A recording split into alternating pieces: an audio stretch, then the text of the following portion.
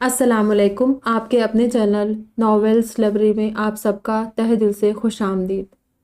آج ہم ایک شارٹ سی اور کمپلیٹ ناول ریڈ کریں گے۔ ہماری ناول کا نام ہے مسافر لوٹ آئے بائے سمیرا شریف طور، اور ہماری novel cousin marriage based novel ہے، مس انڈرسٹینڈنگ بیسڈ ناول ہے، آفٹر میرج بیسڈ ناول ہے، آفٹر نکاح بیسڈ ناول ہے، حویلی بیسڈ ناول ہے، روڈ ہیرو بیس ناول ہے، اور ہماری ناول کی ہیروئن ہے چلبلی ہے، نٹکھٹ سی اور انوسینٹ سی ہیروئن ہے۔ بہت ہی اچھی ناول ہے، بہت خوبصورت ناول ہے۔ آپ لوگ جب سنیں گے تو آپ لوگوں کو انشاءاللہ ضرور پسند آئے گی۔ آپ لوگ ناول ریڈ کیجئے، سنیے، اور پھر اس کے بعد آپ لوگوں کو ناول کیسی لگی ہے ضرور بتائیے۔ بڑھتے ہیں ہماری خوبصورت سی پیاری سی ناول کی جانب۔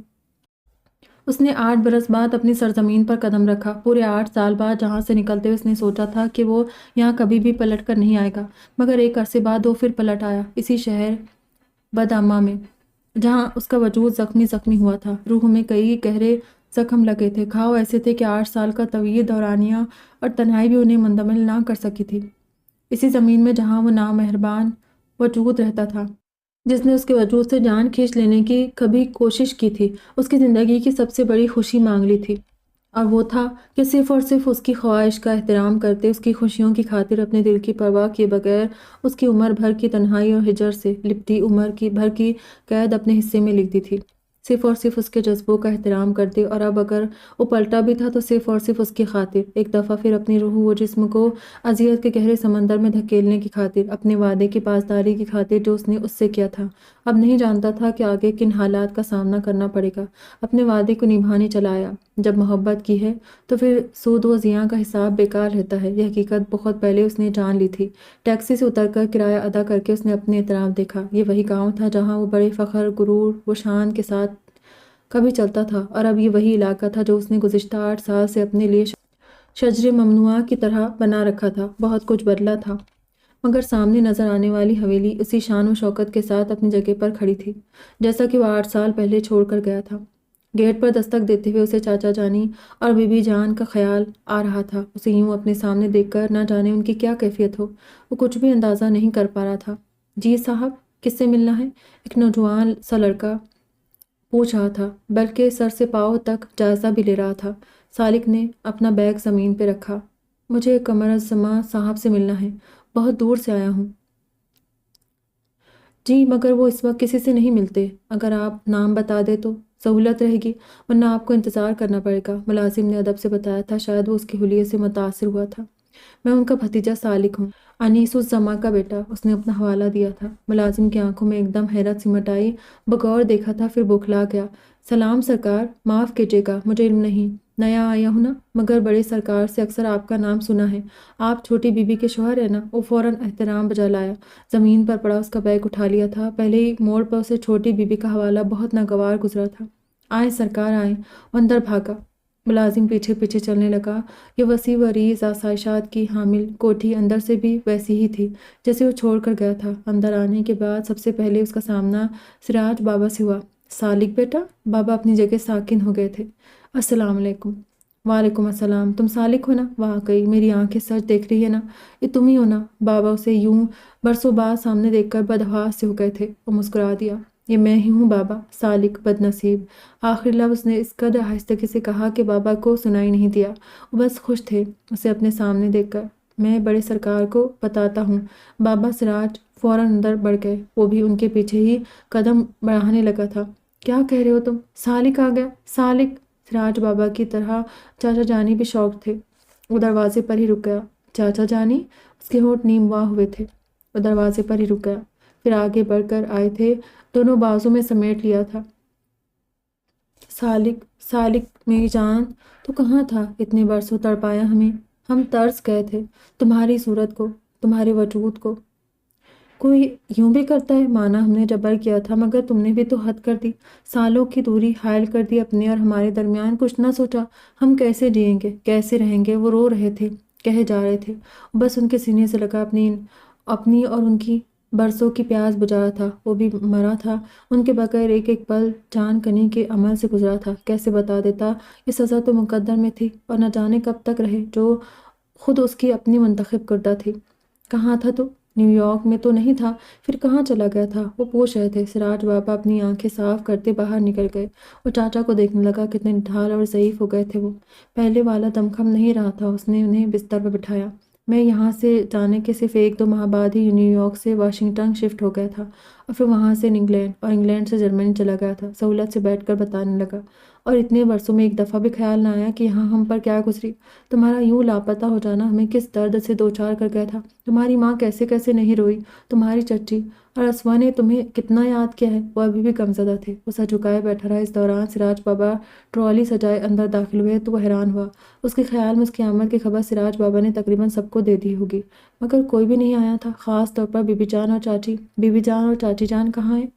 اس نے پوچھا تھا۔ اسوا کا نام لینے میں احتیاط برتی تھی۔ برادری میں ایک شادی ہے اسوا اور وہ دونوں وہیں گئی ہوئی ہے۔ میری طبیعت کچھ ٹھیک نہیں تھی، گھر پر ہی رہ گیا۔ اس نے سر ہلایا۔ سالک بیٹے فریش ہو لو، پھر کچھ کھا پی لو، سراج بابا نے کہا تو سر ہلا کر اٹھ گیا۔ چاچا کے روم میں ہی اس نے منہ ہاتھ دھو لیا۔ ملازم اس کا بیگ بھی یہیں رکھ گیا تھا، کپڑے نکال کر بدلے اور پھر چاچا جانی کے ساتھ ہی کھانے لگا۔ کھانے کے دوران وہ اس سے گزرے ماہ و سال کے متعلق ہی پوچھتے رہے۔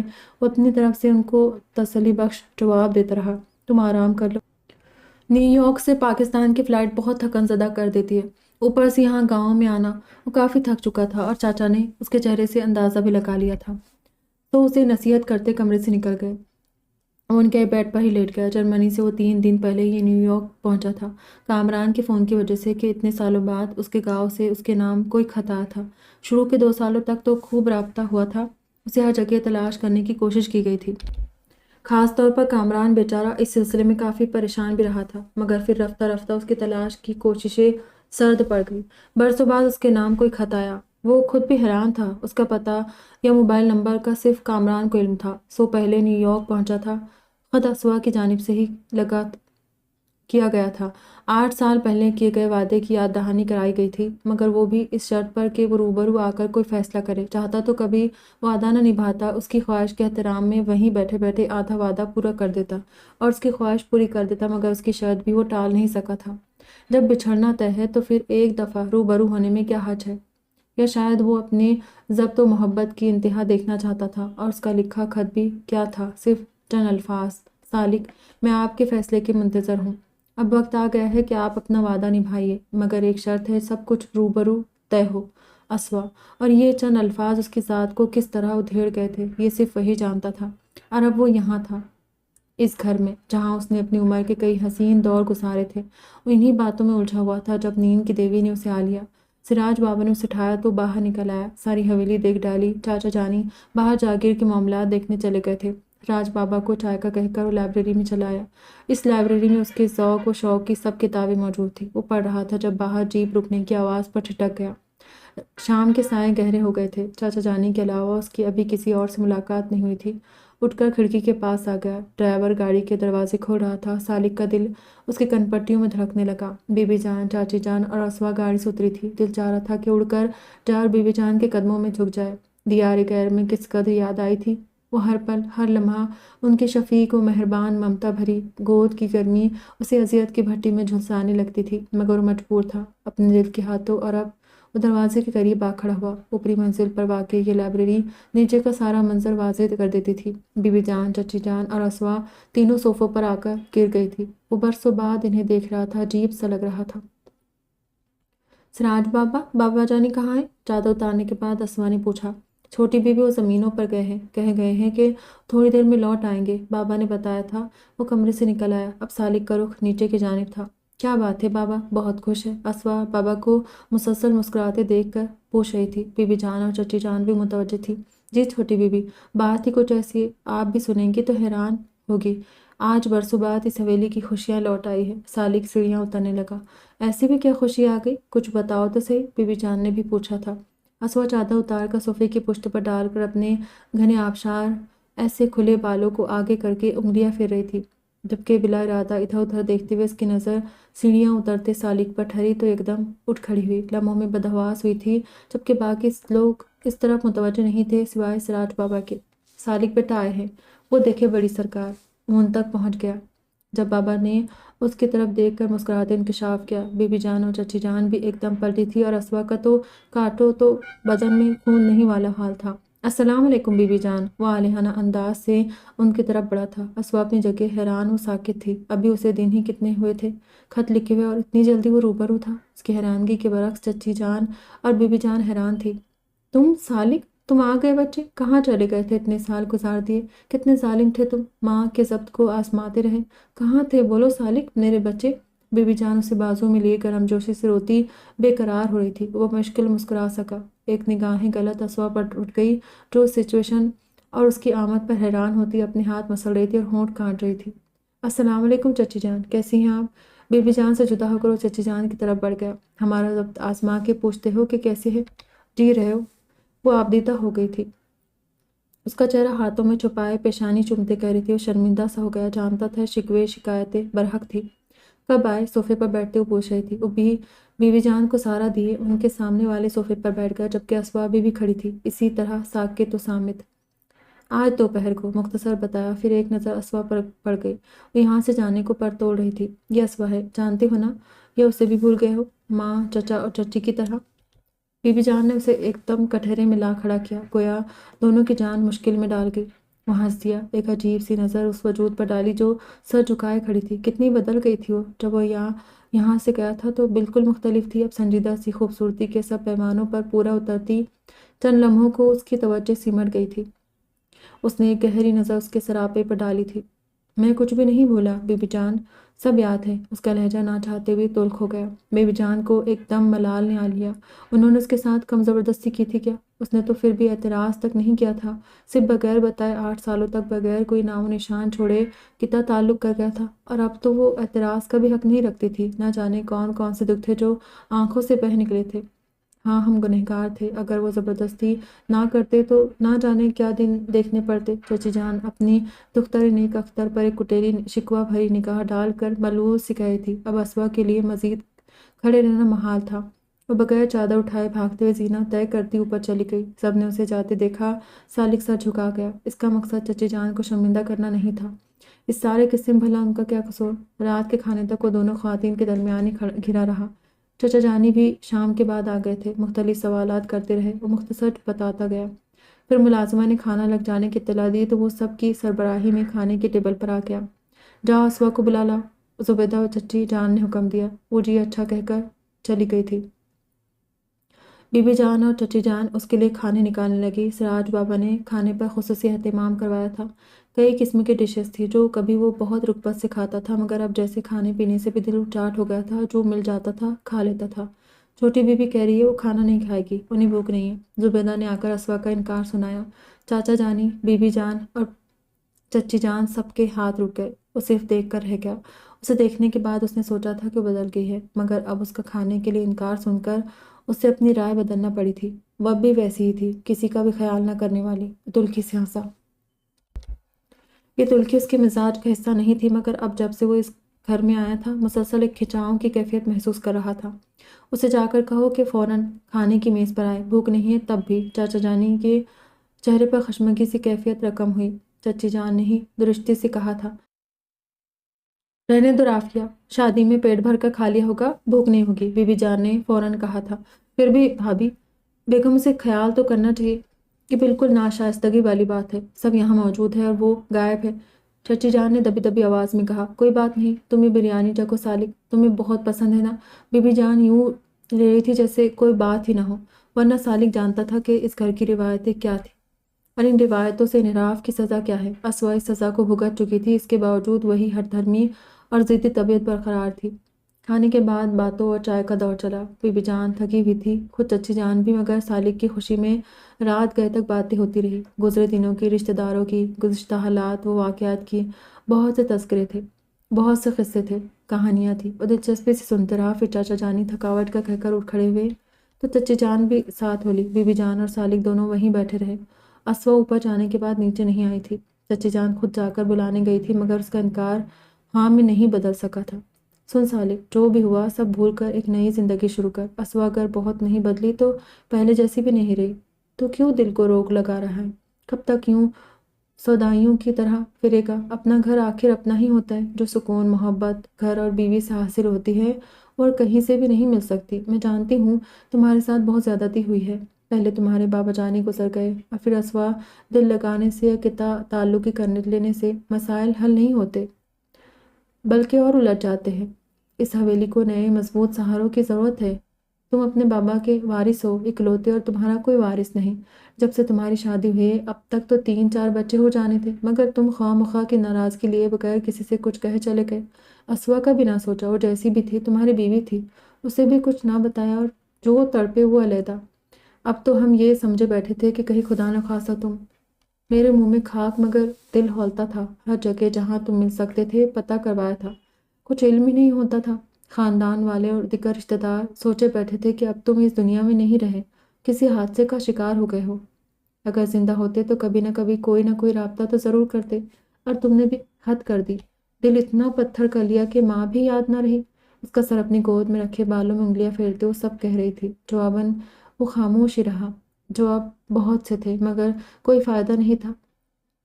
اسباب بدل گئی ہے، شاید وہ پچھتا بھی رہی ہے۔ تم کھلے دل سے کام لو، اسے معاف کر دو۔ ساری زندگی کا معاملہ ہے، وہ عزت ہے اس خاندان کی، بہت کچھ سہا ہے اس نے، بہت انتظار کیا ہے۔ اب اسے انتظار کی اذیت سے نکال لو، سب رنجشوں کو بھلا کر دل سے ایک نئی زندگی کا آغاز کرو۔ اس کی کشادہ پیشانی پر بوسہ دیتے انہوں نے نصیحت کی تھی، وہ دل محسوس کے رہ گیا۔ کیسی زندگی، کیسی خوشی! وہ تو یہاں صرف اپنا وعدہ نبھانے آیا تھا جو اس نے شاید اسوا سے نہیں، اپنی محبت سے کیا تھا۔ اسوا کو شاید گوہر مقصود مل گیا تھا، تبھی اتنے برسوں بعد اس نے رابطہ کیا تھا اسی پرانے ایڈریس پر، اور اسوا کی قسمت تھی کہ اسے وہ خط مل بھی گیا تھا اور اب یہاں آ بھی گیا تھا۔ رات گہری ہو گئی ہے، نیند آ رہی ہے، جاؤ آرام کرو، تھک گئے ہوں گے۔ اسے ڈھیر سارا پیار کر کے چلی گئی۔ اس نے گھڑی دیکھی، 1 بج رہا تھا، ورنہ گاؤں میں اتنی دیر تک بھلا لوگ کب جاگتے تھے۔ آج صرف اس کی وجہ سے سب نے اپنی روٹین خراب کی تھی۔ تھکے تھکے اعصاب لیے اپنے کمرے میں جانے کے لیے اٹھ کھڑا ہوا۔ اپنے کمرے میں داخل ہونے کے بعد اس کی نظر سیدھی بیڈ کے بالکل وسط میں لیٹے وجود پر پڑی۔ قدم جہاں تھے وہیں تھم گئے۔ اسوا! وہ شاید بھول گیا تھا کہ وہ کمرے میں بھی ہو سکتی ہے۔ وہ جب 8 سال پہلے یہاں سے گیا تھا تو تب بھی اسی کمرے میں تھی، اور اب بھی عجیب لڑکی تھی، تب بھی وہ اسے نہیں سمجھ سکا اور اب بھی نہیں۔ جب دلوں میں گنجائش نہیں تھی تو کمرے میں ایک ساتھ رہنے کی بھی بھلا کیا تک تھی۔ اس نے شادی کے اولین دنوں میں اسوا سے کہہ دیا تھا کہ وہ چاہے تو علیحدہ کمرہ لے سکتی ہے، خاص طور پر ڈریسنگ روم، جن کے ڈور اسی کمرے میں کھلتے تھے۔ تب بھی وہ ڈھٹ تھی، اور اب بھی۔ تب اس نے سمجھا تھا کہ وہ اسے صرف اذیت دینے اور اپنی بات منوانے کے لیے اسے زج کر رہی ہے، مگر اب تو وہ آزاد تھی، اس کے باوجود اس کمرے میں تھی۔ وہ سمجھنے سے قاصر تھا کہ وہ کیا چاہتی ہے۔ مدھم خوابناک نیلگو روشنی پورے کمرے کو اپنے سحر میں جکڑے ہوئے تھی۔ سر جھٹکتا آگے بڑھا تھا۔ سراج بابا اس کا بیگ کمرے میں رکھ گئے تھے۔ لائٹ جلا کر دیکھا تو کہیں بھی نہیں تھا۔ اسے ڈریس چینج کرنا تھا، ادھر ادھر دیکھنے لگا۔ ہر چیز اپنی جگہ پر بہت نفاست سے سجی ہوئی تھی، کہیں کوئی گرد اور بے ترتیبی نہیں تھی۔ کہاں رکھا ہے بیگ بابا نے؟ ادھر ادھر دیکھنے کے بعد اس نے کچھ جھک کر بیٹھ کے نیچے بھی دیکھ ڈالا، وہاں بھی نہیں تھا۔ اسے کوفت سی ہونے لگی، یوں ہی الماری کی طرف بڑھ گیا۔ پہلا دروازہ کھلا، ساری کیبن زنانہ سوٹوں سے بھری پڑی تھی۔ اس نے دوسرا پٹ کھولا تو سکون ملا، اس کے کپڑے سلیقے سے ہینگرز پر لٹکائے رکھے تھے۔ دیگر اشیاء بھی نچلے درازوں میں موجود تھی جو وہ ساتھ لایا تھا، جن میں کچھ تحفے تھے، کتابیں تھیں، اس کے روزمرہ استعمال کی گئی دیگر اشیاء تھی، ایک ترتیب سے سیٹ تھی۔ وہ جب تک یہاں تھا شلوار قمیض ہی پہنتا تھا، مگر جب سے یہاں سے گیا تھا شلوار قمیض کو جیسے ہاتھ لگانا ہی بھول گیا تھا۔ اس نے رات کی مناسبت سے ایک شرٹ اور ٹراؤزر نکال لیا۔ بیگ سے یہ سب سامان الماری تک کیسے پہنچا، یہ سوال غور طلب تھا، مگر پھر سراج بابا کا سوچ کر مطمئن ہو گیا۔ کم از کم اسوا کی جانب سے اسے یہ خوش فہمی کبھی بھی نہیں ہو سکتی تھی۔ کپڑے لے کر باتھ روم میں گھس گیا، کپڑے چینج کر کے آیا تو نظر سیدھی بیڈ پر آ ٹھہری۔ جب وہ کمرے میں داخل ہوا تھا تو وہ اسوا چادر گردن تک اوڑھے سوئی تھی۔ اب شاید کروٹ بدلی تھی، چادر اب آدھے وجود پر تھی، دوپٹہ ندارت تھا۔ جس لباس میں شادی سے لوٹی تھی ابھی بھی اسی ملبوس تھی، میک اپ کی موجودگی بھی برقرار تھی۔ اس کے کالے سیاہ گھنے لمبے بال سرہانے بیڈ پر بکھرے ایک عجیب سا منظر پیش کر رہے تھے۔ منہ خواب چہرہ ہر سو چاندنیاں سی بکھیر رہا تھا۔ چہرے پر سے نظر ہوتی اس کے وجود کا طواف کرنے لگی۔ بلو نگینوں سے مرصع سوٹ کی فٹنگ بہت نمایاں تھی۔ وہ لیٹی بھی کچھ اس طرح سے تھی کہ گلے کی گہرائی اور واضح ہوتے بہت سے چھپے رازوں کو کھول رہی تھی۔ وہ نظر ہٹا گیا۔ اسے ہمیشہ سے خود پر بہت کنٹرول تھا۔ اتنا عرصہ ہو گیا تھا، وہ پہلے اس کے نکاح پھر کمرے میں تھی، اس کے باوجود اس کے ہاتھ اس کے وجود تک اس کے لمس سے محروم تھے۔ جب نکاح میں تھی تب بھی اسے چھونے کی کبھی خواہش نہیں کی تھی، اور پھر جب رخصتی ہو گئی، وہ مکمل طور پر اس کے اختیار میں تھی، تو تب بھی سالک نے اپنے اوپر بہت سی پابندیاں عائد کر لی تھی۔ رخصتی کے بعد وہ کئی دفعہ اس کے یوں ایزی ہو کر سونے پر جھنلایا تھا، مگر شاید وہ بھی اپنے نام کی ایک تھی۔ کچھ چچے جان نے نام بھی اپنی صاحبزادی کا چن کر رکھا تھا، اسوا، نمونہ، مگر نام کے برعکس بالکل الٹ واقع ہوئی تھی۔ یہاں سے جانے سے پہلے دونوں نے بمشکل 1 ماہ ہی ایک ساتھ گزارا تھا، اور وہ اسے چڑھانے کا ہر وہ کام کرتی تھی جو سالک کو ناپسند ہوتا۔ تھکن سے برا حال تھا، مگر وہ بیڈ کے بالکل درمیان میں تھی، کچھ اس کا حلیہ بھی ڈسٹرب کر دینے کو کافی تھا۔ جھنلاتے ہوئے ڈریسنگ روم کی طرف بڑھا تھا، ہینڈل گھمایا مگر دروازہ لاک تھا، دوسرا بھی چیک کیا، وہ بھی لاک تھا۔ اسے حقیقتاً غصہ آنے لگا، نہ جانے کس کس پر۔ عجیب مصیبت ہے، ایک کاٹ بھری نظر، ناپسندیدہ ناگوار سی نظر اسوا پر ڈالی، جو بے خبر گہری نیند میں غرق تھی۔ کمرے سے باہر بھی نہیں جا سکتا تھا، اوپر کمرے تو کافی تھے، اب یہ علم نہیں تھا کہ وہ بھی لاک ہے یا کھلے ہیں۔ دوسرے اگر کسی کے علم میں یہ بات آ جائے تو نہ جانے کیا ہو۔ وہیں صوفے پر گر گیا اور سر ہاتھوں میں تھام لیا۔ کیا کیا جائے اب؟ وہ سوچ نظروں سے بیڈ کو دیکھتے ہوئے رات گزارنے کا طریقہ سوچنے لگا۔ اسوا کو اکثر سوتے میں پیاس لگ جاتی تھی، گلا خشک سا ہونے لگتا تھا، اکثر رات کو اٹھ کر پانی پیتی تھی۔ اس کے لیے وہ ہمیشہ جگ اور گلاس سائڈ ٹیبل پر ضرور رکھتی۔ رات کا نہ جانے کون سا پہر تھا، اسے حلق میں کانٹے چبھتے محسوس ہوئے۔ لیٹے لیٹے ہی سائڈ ٹیبل پر ہاتھ مار کر لیمپ روشن کیا، ہلکی مدھم سی روشنی ہر سو پھیل گئی، خالی جگ تھا۔ رات غصے میں وہ پانی بھرنا بھول گئی تھی، شادی میں بھی اس نے کچھ نہیں کھایا تھا، گھر آ کر بھی کمرے میں بند ہو گئی، سر شام ہی بغیر کپڑے بدلے ایسے لیٹی تھی کہ اب آنکھ کھلی۔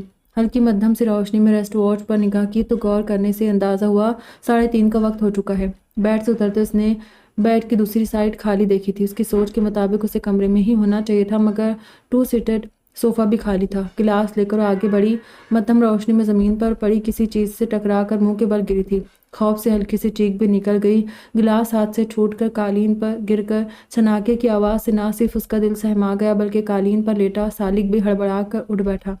اسوا اس کے اوپر بے توازن انداز میں گری تھی تو سالک نے بازوؤں کا سہارا دیا تھا۔ کون؟ اسوا سرد سے پیچھے ہٹی تھی مگر اپنا توازن برقرار رکھنے میں ناکام رہی۔ اسوا؟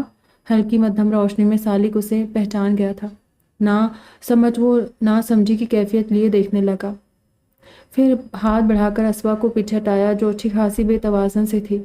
یہ کیا تماشا ہے؟ وہ جھنلا سا گیا، ابھی تو مارے باندھے آنکھ لگی تھی اور ابھی ڈسٹرب ہو گیا تھا وہ۔ میں پانی گلاس، وہ بوکھلائی سی ٹھیک سے وضاحت بھی نہ کر سکی، سر پیچھے کرنے کی صورت میں ہلکی سی بھی لبوں سے آزاد ہوئی۔ پیچھے ہٹتے ہوئے اس کا پاؤں کسی کانچ پر پڑ گیا، وہ سسکاری بھر کر وہیں بیٹھ گئی۔ اب کیا ہوا ہے؟ اپنی نیند کے خراب ہونے اور اسوا کے یوں ڈسٹرب کرنے سے اسے اچھا خاصا جھنلا دیا تھا۔ اٹھ کر لائٹس آن کی مگر جب نظر اس کے خون آلود پاؤں پر پڑی تو ٹھٹک گیا۔ ارد گرد کانچ بکھرے ہوئے تھے، وہ ننگے پاؤں تھی، کانچ شاید گہرا جا لگا تھا، خون بہہ رہا تھا۔ یہ کیسے ہوا؟ وہ اتنا پتھر بھی نہیں تھا، یہ لڑکی تو اس کے دل میں دھڑکتی تھی، سانسوں میں رہتی تھی، مسامع جاں کو لہکاتی تھی، بے اختیارانہ اس کی طرف بڑھا تھا۔ اٹھو یہاں سے، مزید زخمی ہونے کا ارادہ ہے کیا؟ وہ جو اسے دعویٰ تھا کہ اس کے ہاتھوں نے کبھی اس کے وجود کو نہیں چھوا تھا، بے اختیار انداز میں اس کا بازو پکڑے جھنلائے ہوئے لب و لہجے سے کہتے اسے کھڑا کر رہا تھا۔ جو لوگ روح تک زخمی ہوں انہیں چھوٹے موٹے زخم تکلیف نہیں دیتے، آپ رہنے دیں، شکریہ۔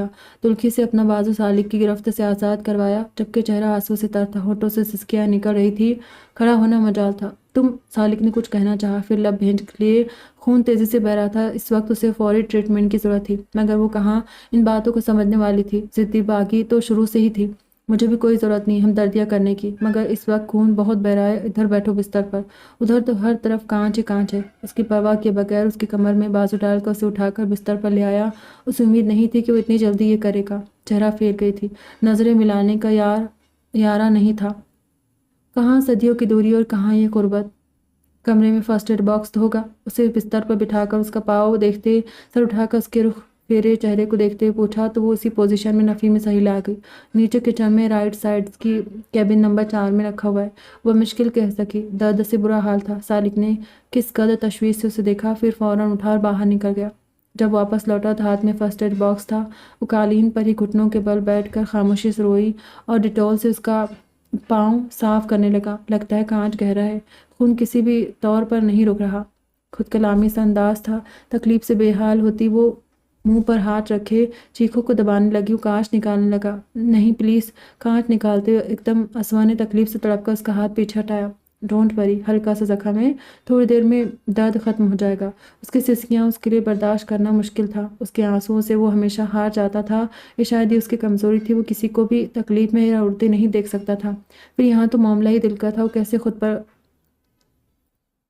جبر کرتا، بہت نرمی سے کہتا، جبکہ اسوا بار بار سرنفی ملا رہی تھی۔ کانچ نکلا تو اس کی چیخ نکل گئی، امی ٹیک اٹ ایزی اسوا، ابھی مرہم لگے تو ٹھیک ہو جائے گا، درد نہیں ہوگا، بلیو می۔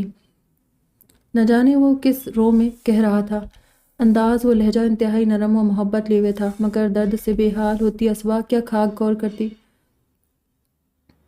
ماہر مرہم ساز کی طرح اس نے منٹوں میں اس کے پاؤں کی بینڈیج کر دی۔ مرہم لگانے سے درد کی شدت میں کچھ کمی آئی تو اسوا کے آنسو بھی کم ہوئے اور سسکیاں میں بھی کمی آئی۔ وہ ایک نظر بینڈیج کرنے کے بعد اسوا پر ڈال کر سامان سمیٹتے فرسٹ ایڈ باکس سائڈ کی دراز میں رکھ کر اٹھ کھڑا ہوا۔ قالین پر جا بجا چھوٹے بڑے کانچ بکھرے ہوئے تھے، وہ ایک ایک کر کے چننے لگا، کچھ وقت لگا تھا، پھر کانچ ڈسٹ بن میں ڈال کے وہ کمرے سے باہر نکل گیا۔ تکیے سے ٹیک لگائے بیٹھی اسوا نے آنکھیں نیم وا کر کے اسے باہر نکلتے دیکھا، پھر ہونٹوں پر زبان پھیرتی ارد گرد دیکھنے لگی۔ وہ قالین پر ہی لیٹا ہوا تھا، یہاں سے جانے سے پہلے بھی وہ اکثر قالین پر سوتا تھا۔ وہ کیوں سوتا ہے؟ وہ بہت کوشش کے باوجود کبھی پوچھ نہیں سکی تھی، نہ ہی کبھی دل میں ملال جاگا تھا، مگر آج اس حادثے نے اس کی سوچ کا رخ بدلا تھا۔ سالی کمرے میں لوٹا تو چھوٹی سی ٹرے میں دودھ کا گلاس تھا اور ساتھ ہی گولیاں تھی۔ دودھ پی کر میڈیسن لے لو، درد میں افاقہ ہوگا۔ ٹرے اس کے سامنے کیے وہ کہہ رہا تھا، وہ ایک پل کو ہی اس اونچے لمبے چوڑے مرد کو دیکھ سکی تھی۔ شکریہ، مجھے نہیں پینا دودھ۔ انداز میں اب بھی نروٹھا پن تھا، صاف انکار کیا تھا۔ تمہیں پلانے یا خدمتیں کرنے کا مجھے بھی شوق نہیں ہے، تمہاری سسکیوں سے مجھے نیند نہیں آئے گی جبکہ میں سونا چاہتا ہوں۔ ایکولیا درد میں افاقہ کرے گی۔ سالی کے لہجے میں بھی نرمی شاید چند لمحوں کے لیے ہی آئی تھی، اس کا کڑوا لہجہ سن کر وہ اپنے لب و لہجے کو بھی کڑوا ہونے سے نہیں روک سکا تھا۔ مجھے بھی کوئی شوق نہیں ہے، کسی نے کہا تھا راستے میں لیٹنے کو، ذرا قصور آپ کا ہے، اتنی ہی ناقابل برداشت ہوں تو کہہ دیا ہوتا، میں خود ہی کمرے سے نکل جاتی، کم از کم آپ کو زمین پر سونے کی زحمت تو نہ اٹھانا پڑتی۔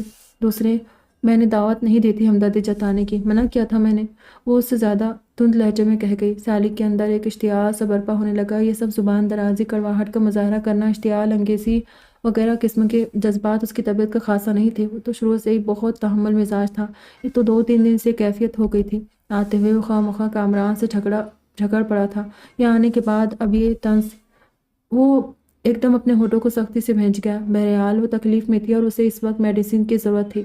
پلیز اسوا، ہر بات میں ضد اچھی نہیں ہوتی، یہ ایک دم نرمی سے کہہ رہا تھا۔ نہ چاہتے ہوئے بھی اسوا نے گلاس تھام لیا، اس نے دل ہی دل میں شکر کا کلمہ پڑھا، بغیر مزید کوئی نخرہ دکھائے اس نے میڈیسن بھی کھا لی۔ اس نے ٹرے ایک طرف رکھ کر گھڑی دیکھی، جو 4 بج آئی تھی۔ اسوا بیڈ کے کنارے پر تھی، باقی سارا بیڈ خالی تھا۔ پہلے موڑ پر پہلی رات میں ہی یہ تلخ تجربہ اسے کچھ سمجھا گیا تھا، سو دوبارہ زمین پر سونے کے بجائے بیڈ کی دوسری سائڈ آ کر تکیہ درست کیا۔ تم سو گی یا لائٹس جلتی رہنے دوں؟ اس نے پوچھا تھا، کوئی جواب دیے بغیر دراز ہو کر چادر سر تک تان گئی۔ وہ چند لمحے تعصب بھری نظروں سے اس کی پشت کو گھورتا رہا، پھر آگے بڑھ کر لائٹس آف کر دی۔ اسوا نے بیڈ پر دوسرے وجود کو لیٹتے محسوس کر کے اندھیرے میں چادر چہرے سے ہٹا لی تھی۔ ایک گہری سانس خارج کرتے وہ غیر محسوس طریقے سے دائیں سے بائیں طرف کروٹ بدل گئی تھی، جدھر وہ تھا۔ اسے آئے کتنے دن ہو گئے تھے؟ پہلے تو رشتہ داروں سے ملنا ملانا رہا، پھر وہ بھی ختم ہو گیا۔ ہر وقت حویلی میں رہنے پر بور ہونے لگا تو چاچا جانی کے ساتھ زمینوں اور باغات پر چلا جاتا تھا۔ وقت آرام سے گزرنے لگا۔ وہ جس مقصد کے لیے آیا تھا اسوا کی طرف سے ابھی تک کوئی پیش رفت نہیں ہوئی تھی۔ بہت چاہنے کے باوجود وہ خود بھی کوئی بات نہیں کر پا رہا تھا۔ شروع کے چند دن تو الجھتا رہا، مگر جب اسوا کے انداز و اطوار دیکھے تو نہ جانے کیوں دل اپنے وعدے سے منکر ہونے کو چاہنے لگا تھا۔ گزرے وقت نے اسوا کو کافی بدل دیا تھا، وہ حیران تھا، وہ موٹی سی نکچڑی سی ضدی جھگڑالو لڑکی نہ جانے کہاں جا چکی تھی۔ اب تو جب بھی اسے دیکھا تو وہ ایک نئے روپ میں ہی نظر آئی تھی، کبھی بی جان کی خدمت کر رہی، کبھی چچی جان کے ساتھ لگی ہوئی ہے، کبھی کچن میں مصروف ہے تو کبھی حویلی کے دوسرے کاموں میں الجھی ہوئی ہے۔ ملنے ملانے والے الگ اس کی سیرت و خوش گفتاری کی تعریفیں کرتے نہیں تھکتے تھے۔ اسے نہ پہلے سمجھ سکا اور نہ ہی اب، بلکہ اب تو سالک کا اپنا دل بھی مشکوک سا ہونے لگا تھا اس کی طرف سے، نہ جانے کیا کھیل کھیلنا چاہتی تھی۔ اتنے عرصے بعد خود اس نے خط لکھوا کر اسے بلوایا تھا اور اب یہاں وہ تھا تو یوں بنی ہوئی تھی جیسے کوئی واسطہ ہی نہ ہو۔ اسے سمجھنے سے قطعی قاصر تھا۔ بظاہر وہ خود کو پرسکون رکھے ہوئے تھا، مگر اسوا کے انداز و اطوار دیکھ کر اس کے اندر तलातुम बरपा होने लगे थे। कभी दिल खुशकुन एहसासात में घिरने लगता था तो कभी बेशुमार मनफी सोचे असवा के गुज़िश्ता रवैये याद आकर उसके अंदर का सुकून तबाह करने लगते थे। वो क्या करे, वो बेबस सा खुद को अजीब अहमक सा महसूस करने लगा था। कुछ पहली रात जो वाक़या हुआ था, पाँव में कांच लगने से अगले 3-4 दिन तक वो शदीद बुखार में मुब्तला रही। उसकी बीमारी के दौरान तो उसके अंदर हिम्मत ही नहीं हुई कि एक लफ्ज़ भी कह ले। बाद में उसने कई दफ़ा बात शुरू की तो वो इधर उधर होने लगी थी। उसकी यही हरकत उसे सबसे ज़्यादा खटक रही थी। वो चाहता था कि बात जल्द अज जल्द निपट जाए। वो चाचा जानी के साथ ज़मीनों पर निकला हुआ था। बागात के कुछ मामलात थे। चाचा जान के साथ उसे शहर जाना पड़ गया। दोनों असर के करीब गांव पहुंचे थे। रास्ते में असवा और उसकी मुश्तरका फुप्पू का घर पड़ता था। चाचा जान बहन के घर उतर गए थे। वो तनाई हवेली पहुंचा था। सारे दिन की भाग दौड़ ने उसे थका दिया था। आते ही वो सोफे पर गिर गया। पानी की तलब हो रही थी। उठकर जग देखा, वो खाली था। फिर यूं ही बिस्तर पर उल्टे मुंह दराज हो गया था। बीबी जान और चची जान से नीचे ही सामना हो गया था। असवा कहीं दिखाई नहीं दी थी, शायद हवेली में नहीं थी, तो वो कमरे में आ गया था। अभी उसे लेटे कुछ देर हुई थी कि दरवाज़ा खुला और कोई अंदर दाखिल हुआ। अपने चेहरे का रूप बदला तो असवा छोटी टेबल पर खाने की ट्रे रख रही थी। खाना खा ले, बीबी जान ने भिजवाया है। शायद उसे आदत थी, बीबी जान या चची जान के कहने पर ही उसके काम करती थी। यहाँ से जाने से पहले, रुखसती से पहले और अब भी असवा ने उसका जब भी कोई काम किया, बीबी जान चची जान का हवाला ज़रूर दिया था। उसके दिल में हसरत ही रही थी कि वो खुद से भी उसके लिए कोई काम करे। ये ऐसी वाहिद अनहोनी ख्वाहिश थी जो वो अपना हक समझता था, मगर वो वारी किस्मत। उठ बैठा, एक गहरी मगर भरपूर नज़र उसके उजले बिजलियाँ गिराते सरापे पर डाली। सिवाय चंद बार के उसने आज तक उसे बिखरे हुए हुलिये में नहीं देखा था। रिवाज के मुताबिक लिबास जेब तन के, होंठों पर हल्की सी लिपस्टिक लगाए, नाजुक सी गोल्ड की ज्वेलरी पहने हुई थी। पता नहीं ये बनाव सिंगार भी उसने किसी के कहने पर किया था या उसके हाथों में पड़े सोने के कंगनों और कांच की चूड़ियों की खनकती खनखनाहट सालिक को डिस्टर्ब करने लगी थी। उठकर बाथरूम में घुस गया। मुंह हाथ धोकर आया तो अलमारी में सर्दी न जाने क्या तलाश कर रही थी। नज़रअंदाज के ट्रे अपने आगे सरका कर खाना खाने लगा। इस दौरान वो अलमारी से हटी तो ड्रेसिंग की तरतीब शुदा चीज़ों को नए सिरे से तरतीब देने लगी। सालिक की अगरचे सारी तवज्जो खाने पर थी, मगर उसकी मौजूदगी भी नज़रअंदाज नहीं कर पा रहा था। हर हर हरकत और हर हर अंदाज को बगौर देख रहा था। ऊपर से उसकी चूड़ियों की खनक। वो खाना ख़त्म कर चुका था। नैपकिन से हाथ साफ करके ट्रे पर एक खिसकाई तो इधर उधर मसरूफ़ असवा भी करीब आ गई। बैठो, मुझे तुमसे ज़रूरी बात करनी है। तकिए के सहारे कमर सीधी करते हुए बैठ गया था। वो ट्रे उठा रही थी। जब उसने कहा था, वो सीधी खड़ी हो गई। कहिए, मैं सुन रही हूँ, वही उखड़ लहजा। तंदखू उलझा। सबके साथ उसका रवैया बहुत मिलनसार और मोहब्बत करने वाला होता था। मुझे खड़े खड़े ही तुमसे ये बात करना होती तो मैं 8 साल गुमनाम न रहता। बहुत पहले ये मसला हल हो चुका होता। चंद मिनट के लिए तुम बैठो। उसका लहजा सख्त था। आई एम सॉरी, मैं नीचे किचन में कुछ काम छोड़कर आई हूँ। बैठने का मेरे पास वक्त नहीं है। इतनी देर जो रुकी हुई थी तो ये अम्मी जान की ताकीद थी, वरना बहरहाल अगर आपकी बात वजाहत तलब या तवील है तो फिर कर लीजिएगा। सालिक के लहजे की सख्ती से ज़रा भी मरूब नहीं हुई थी। जाने लगी तो सालिक एकदम उठकर उसके रास्ते में आया। असवा के लिए अमल बाँ से हैरत थी। सवाली नज़रों से उसे देखने लगी। जब तुम्हारे पास वक्त ही नहीं था तो मेरी अच्छी भली ज़िंदगी में एक दफ़ा फिर पत्थर क्यों डाला तुमने? क्यों बुलाया मुझे? ये खत क्या मानी रखता है? क्या चाहती हो अब तुम? अपनी जेब से खत निकाल कर उसने उसके सामने लहराया तो बजाय वो शर्मिंदा होने की मुस्कुराने लगी। मुस्कुराहट भी बड़ी तंजिया सी थी और नज़रों की काट से हद से सवा। क्या चाहती हूँ मैं? उसने खुद से दोहराया था, फिर हंस दी। बड़े अरसे बाद ये सवाल करने का ख्याल आया। वो सालिक की आंखों में देखने लगी। वो लब भेंट गया।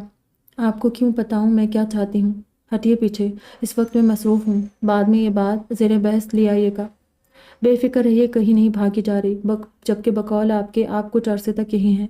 कितना पुरएतमाद अंदाज था, शिकस्त देता हुआ। न जाने वो क्या थी, हमेशा उसे मजबूर कर देती थी, मगर इस दफ़ा वो मजबूर नहीं होना चाहता था। मैं मोहब्बत में अना भी शामिल होने लगी थी। अब कि उसके लिए अपनी ज़ात की तौहीन बर्दाश्त नहीं थी, अपने रिश्ते की पामाली गवारा नहीं थी। इट इज़ टू मच असवा, तुम कहीं नहीं जाओगी। मेरी बात सुने और मेरे सवाल का जवाब दिए बगैर उंगली उठाकर गुस्से से कहा, आप मुझे रोक भी नहीं सकेंगे। मैं ज़रूर जाऊंगी। उसने मुस्कुराकर सालिक की गुस्से भरी आंखों में देखते हुए उसके ज़ब्त का आवाज़ थी। अंदाज और लहजा नहायत चैलेंजिंग था।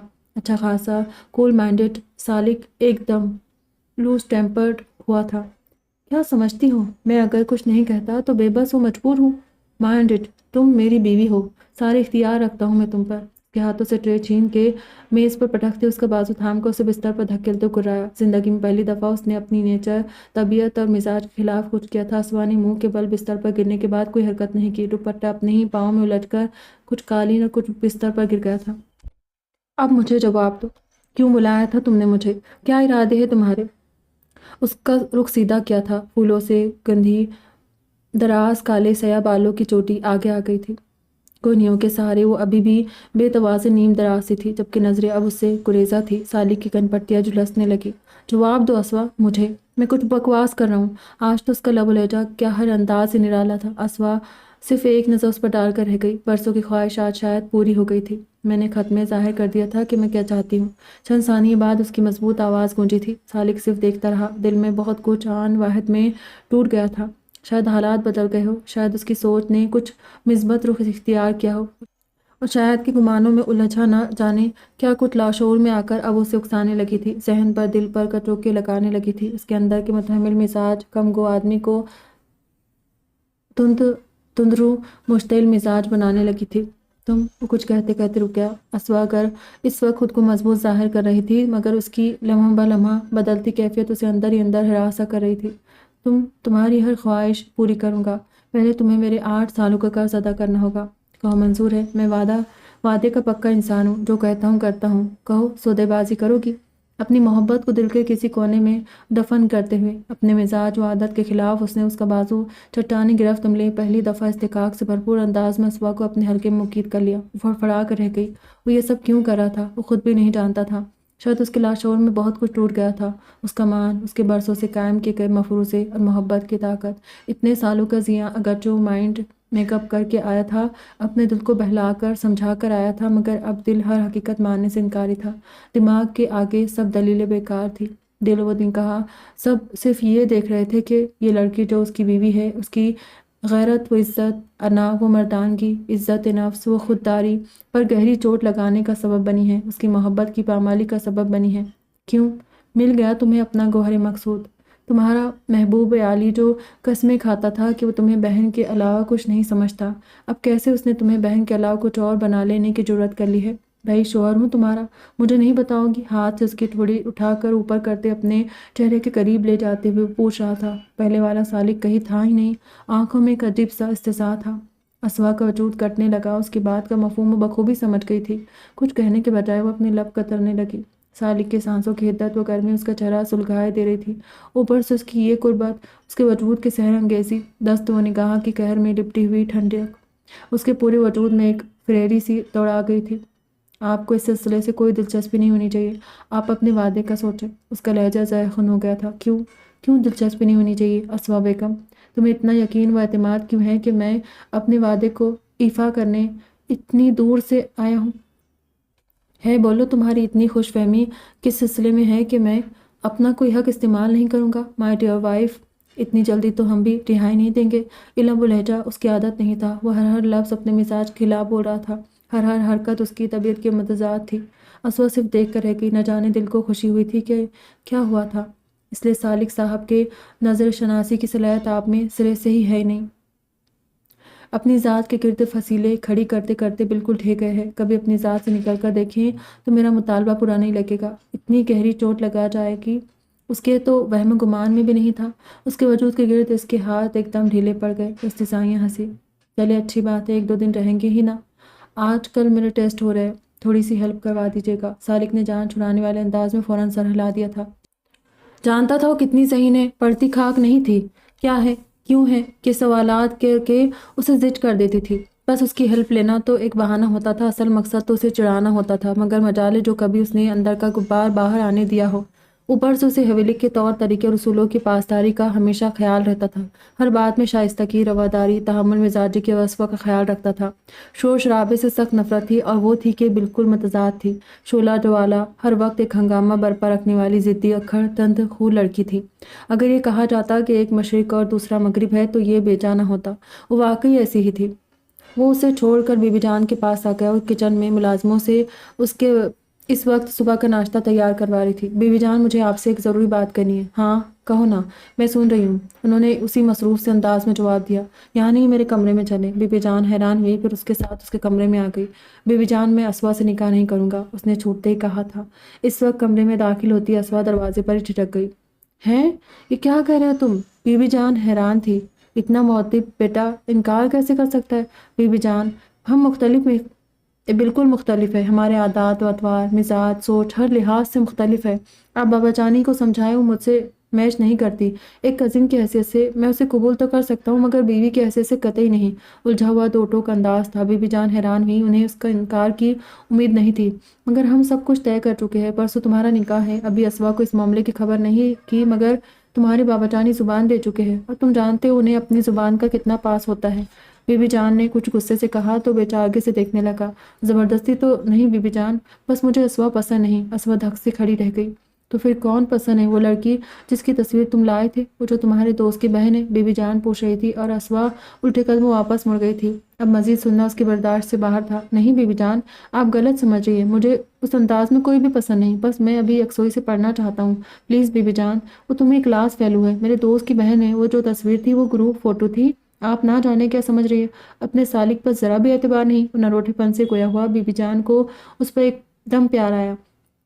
مجھے پتا ہے تم ایسے نہیں ہو، ہم پر بھروسہ کرو۔ مزاج کا کیا ہے، ابھی کون سا ہم شادی کرے، صرف نکاح ہوگا جب تم دونوں تعلیم سے فارغ ہو جاؤ گے تو شادی بھی ہو جائے گی، درمیان میں اچھا خاصا وقت ہے۔ اسوا کے مزاج میں لاپرواہی کا عنصر غالب ہے، مگر فور اور بدتمیز نہیں ہے۔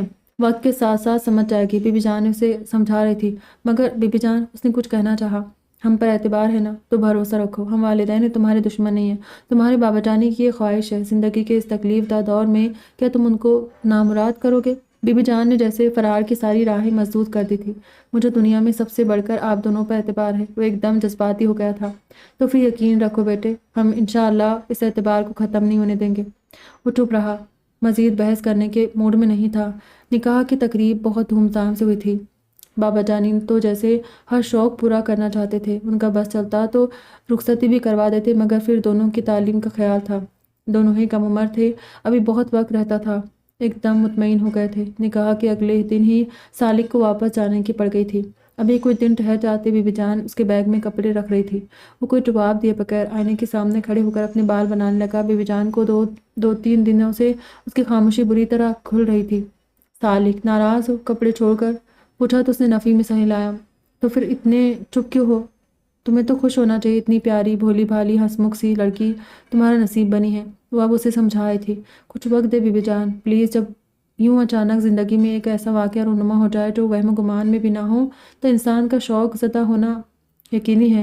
وہ کافی ڈسٹرب تھا۔ بی بی جان نے اس کی پیشانی چوم لی۔ ایک دم ہی بہت پیار آیا تھا اس پر۔ میری دعا ہے اللہ تمہیں ڈھیروں خوشیاں اور سکھ دے۔ اسوا اچھی لڑکی ہے، تمہاری ہم عمر بھی ہے، تم بہت جلد مطمئن ہو جاؤ گے، دیکھ لینا۔ اس کا چہرہ ہاتھوں میں بھر کر اتنے یقین سے کہا کہ وہ مسکرا دیا۔ اور وہاں جانے سے پہلے تم ذرا اسوا سے بھی مل لینا۔ وہ دوبارہ کپڑوں کی طرف متوجہ ہوئی۔ وہ اس تلقین پر حیران ہوا۔ کیوں؟ وہ بھی تمہاری طرح بڑی جذباتی ہو رہی تھی۔ پہلے تو مان ہی نہیں رہی تھی، کہتی تھی کہ تم اسے بالکل کزینوں کی طرح ہو۔ رضیہ نے سمجھایا، پھر تمہارے بابا جانی نے بھی بات کی تو نہ جانے کیسے راضی ہوئی تھی۔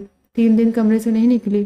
نکاح کے وقت بھی بخار تھا، اب تو کچھ دیر پہلے تپ رہی تھی۔ 104 بخار ہے، بی پی بھی بے حد لو ہو رہا ہے۔ تم اسے عقل سے پیدل حساس سیاری سمجھتے ہو، دیکھ لو وہ تم سے زیادہ حساس ہے، بی بی جان بتا رہی تھی۔ وہ چپ چاپ سنتا رہا۔ بہرحال وہ بیوی سے پہلے کزن تھی، جیسی بھی تھی سب گھر والوں کی اگر چہتی تھی تو بری اسے بھی نہیں لگتی تھی۔ اس کی بیماری کا سن کر اس کی سوچ مثبت سمت گھومنے لگی تھی۔ وقت رخصت سب سے ملنے کے بعد اس کے کمرے میں بھی آیا تھا۔ وہ بستر پر بے سوت لیٹی ہوئی تھی۔ چچی جان قریب ہی براجمان تھی، اسے دیکھ کر خوش ہوئی۔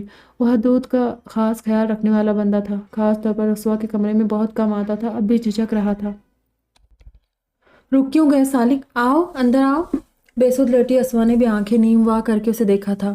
کرسی پر بیٹھ رہا تھا۔ اس نے دوبارہ آنکھیں بند کر لی۔ بی بی جان ذکر کر رہی تھی کہ اسوا کی طبیعت ٹھیک نہیں۔ میں واپس جا رہا تھا، سوچا طبیعت پوچھ لوں۔ وضاحت پیش کر رہا تھا۔ چچی جان مسکرا دی۔ بس شاید موسم کا اثر ہو گیا، 104 بخار ہے، بلڈ پریشر کا تو پوچھو ہی نہیں۔ میں حیران ہوں اس عمر میں لوہے۔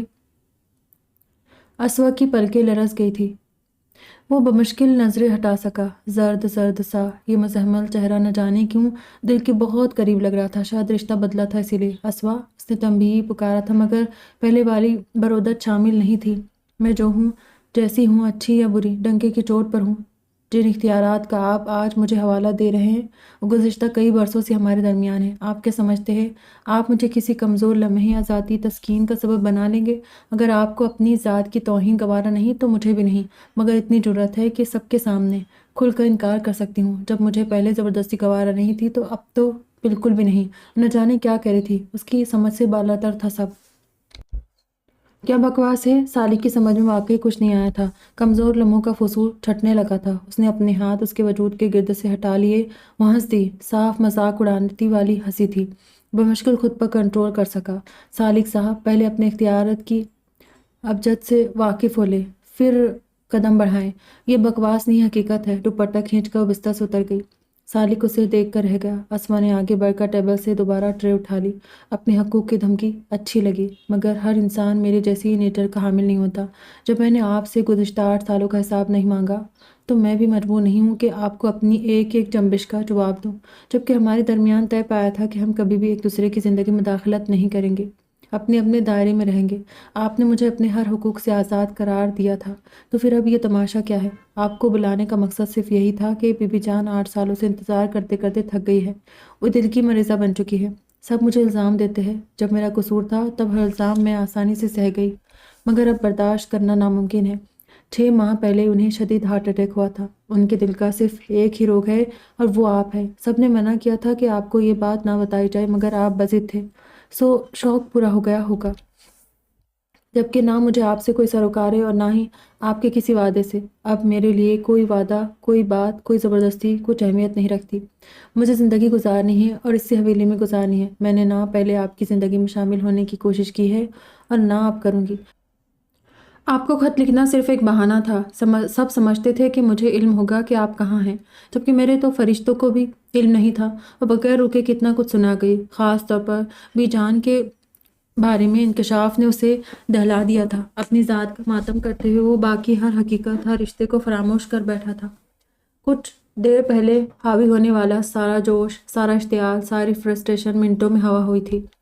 وہ اب آہستہ آہستہ نارمل ہونے لگا تھا۔ اور ہاں، ایک اور بات، سالک صاحب، جس آلی کا تانا آپ مجھے دیتے رہے اور ساری حویلی والے دیتے رہتے، اگر وہ مجھے سگی بہن کی طرح سمجھتا تھا تو میں نے اسے سگے بھائی والا مقام دیا تھا۔ میں نے یہ اتنے جھوٹ کیوں بولے، اپنی ذات پر کیچڑ کیوں برداشت کیا؟ کاش اس کے متعلق سوچتے نہ مجھے کل کوئی گوہر مقصود ملا تھا اور نہ ہی اب ملا ہے، اور جو ملا تھا وہ باہر نکلنے سے پہلے دروازے پر رکتے سب کہہ رہی تھی۔ وہ ایک انکشاف کے بعد دوسرا کر رہی تھی اور سالک کیفیت عجیب سے عجیب تر ہوتی جا رہی تھی۔ خیر، میں آپ کو یہ سب کیوں بتا رہی ہوں؟ شاید اس لیے کہ آپ نے کچھ دیر پہلے پوچھا تھا کہ میں کیا چاہتی ہوں۔ کاش سالک صاحب یہ سوال آپ 8 سال پہلے کرتے، نہ مجھے آپ کے کسی وعدے افائی سے گر سے اور نہ ہی کسی اور بات سے۔ سرد سے لہجے میں اتنا کچھ کہہ کر وہ باہر نکل گئی، پیچھے سالک کو حیران و ششدر چھوڑ کر۔ یہ سب کیا تھا؟ اس کے سامنے ایک بڑا سا سوالی نشان تھا۔ اس کی ذات گہرے بھنوروں میں گم ہونے لگی تھی۔ ہر طرف ماضی کی فلم چلنے لگی۔ گزشتہ واقعات ایک ایک کر کے اس کے ذہن کے پردے پر چھانے لگے تھے۔ مگر بابا جانی، یہ کیسے ممکن ہے؟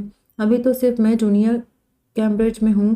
نو بابا جانی، وہ مجھے پسند نہیں ہے۔ وہ ابھی بہت چھوٹی ہے، مغرور بھی ہے۔ کل ہی لوٹا تھا جب آج صبح ہی بابا جان نے اسے اپنے روبرو طلب کر کے ایک خواہش ظاہر کی تھی۔ وہ ایک دم ہتے سے اکھڑ گیا۔ مگر ہم زبان دے چکے ہیں، شروع سے ہی ہماری یہ خواہش تھی۔ اسوا بہت اچھی بچی ہے، بس عمر ہی ایسی ہے، کچھ شرارتی سی ہے، پھر وہ سارے گھر کی لاڈلی بھی ہے، سو کچھ ضدی اور اکھڑ مزاج ہے، مگر بدتمیز ہرگز نہیں ہے۔ میں نے بہت سوچ سمجھ کر فیصلہ کیا ہے، اگر تمہیں اس کے چھوٹے اور مغرور ہونے پر اعتراض ہے تو وقت کے ساتھ ساتھ تو سمجھ جائے گی، ابھی تو بچی ہے۔ کون سا ابھی ہم تم دونوں کی شادی کرے، بس ایک خواہش ہے، زندگی کا کچھ بھروسہ نہیں۔ میں مرنے سے پہلے تمہاری دلہن دیکھنا چاہتا ہوں۔ بابا آخر میں جذباتی ہو گئے تھے۔ اعتراض تو اس کے پاس بہت سے تھے، مگر بابا کے سامنے چپ ہو گیا۔ اس کی زندگی کا ہر فیصلہ بابا جانی نے ہی تو کیا تھا، پہلے بھی اب بھی۔ بچپن سے لے کر اس عمر تک اسے بابا جانی سے خاص انسیت تھی۔ اس کے لیے ان کا ہر کہا لفظ حرف آخر ہوتا تھا۔ اس کے مزاج، عادات، اخلاق و کردار پر ان کی شخصیت کی گہری چھاپ رقم تھی۔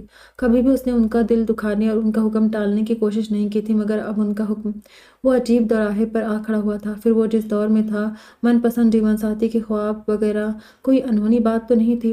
وہ خود بھی کم گو، سنجیدہ مزاج، متین سی فطرت کا مالک تھا، بس اس کا آئیڈیل بھی کچھ ایسا ہی تھا۔ اب اسوا کا نام سن کر اس کی سوچیں منتشر ہونے لگی تھی۔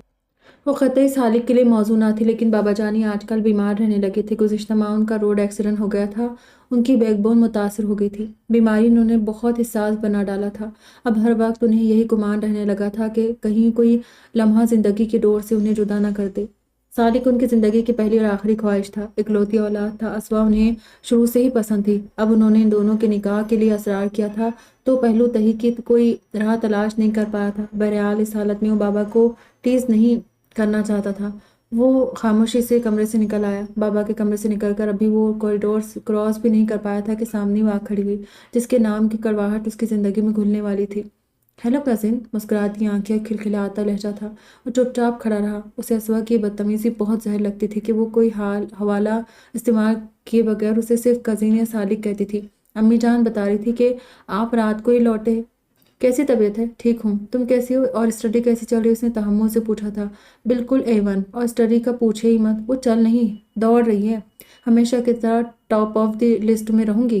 پر اعتماد لہجہ، بے پرواہ و بے فکرہ انداز۔ اپنی جسامت کی وجہ سے اپنی باتوں کے برعکس وہ بہت کم عمر بلکہ کمسن سی بچی لگتی تھی، جبکہ دونوں میں صرف سال 1.5 سال کا فرق تھا، مگر اس کی نظر میں بچی ہی تھی۔ آپ کو تو آنا ہی نہیں تھا، اگلے ماہ آپ کے امتحان ہونے والے، پھر اب کیسے آئے؟ وہ آگے بڑھا تو وہ پوچھنے لگی، بلا کی بات ہونی تھی، مجال ہے کسی کو چپ رہنے دے، بابا نے فون کر کے بلایا تھا۔ وہ بھی ساتھ ہی چل رہی تھی۔ ایک دو دفعہ اس کا کندھا سالک کے کندھے سے مس ہوا اور شعوری طور پر 2 قدم مزید آگے بڑھ گیا۔ کیوں؟ سادہ سا انداز تھا۔ وہ چڑ گیا مگر ظاہر نہ ہونے دیا۔ بس ملنا چاہتے تھے، مختصراً چپ بتایا۔ اتنی جلدی؟ ابھی 15 دن پہلے ہی تو مل کر گئے تھے۔ وہ حیرت سے گئی تھی۔ وہ بات کی کھال نکالنے میں ماہر تھی۔ وہ چپ رہا۔ اسے نہیں علم کہ اسوا کبھی بیمار بھی ہوئی ہو۔ پہلی دفعہ اسے بخار نے آ لیا تھا۔ سبھی پریشان متفکر تھے اور بی بی جان نے جو وجہ بتائی تھی وہ بھی نظر انداز کی جانے والی نہ تھی۔ سو رہی ہے اسوا؟ اس کی پلکیں لرز رہی تھی مگر آنکھیں واہ کرنے کی کوشش نہیں کی تھی، اس لیے اس نے چچی جان سے پوچھا تھا۔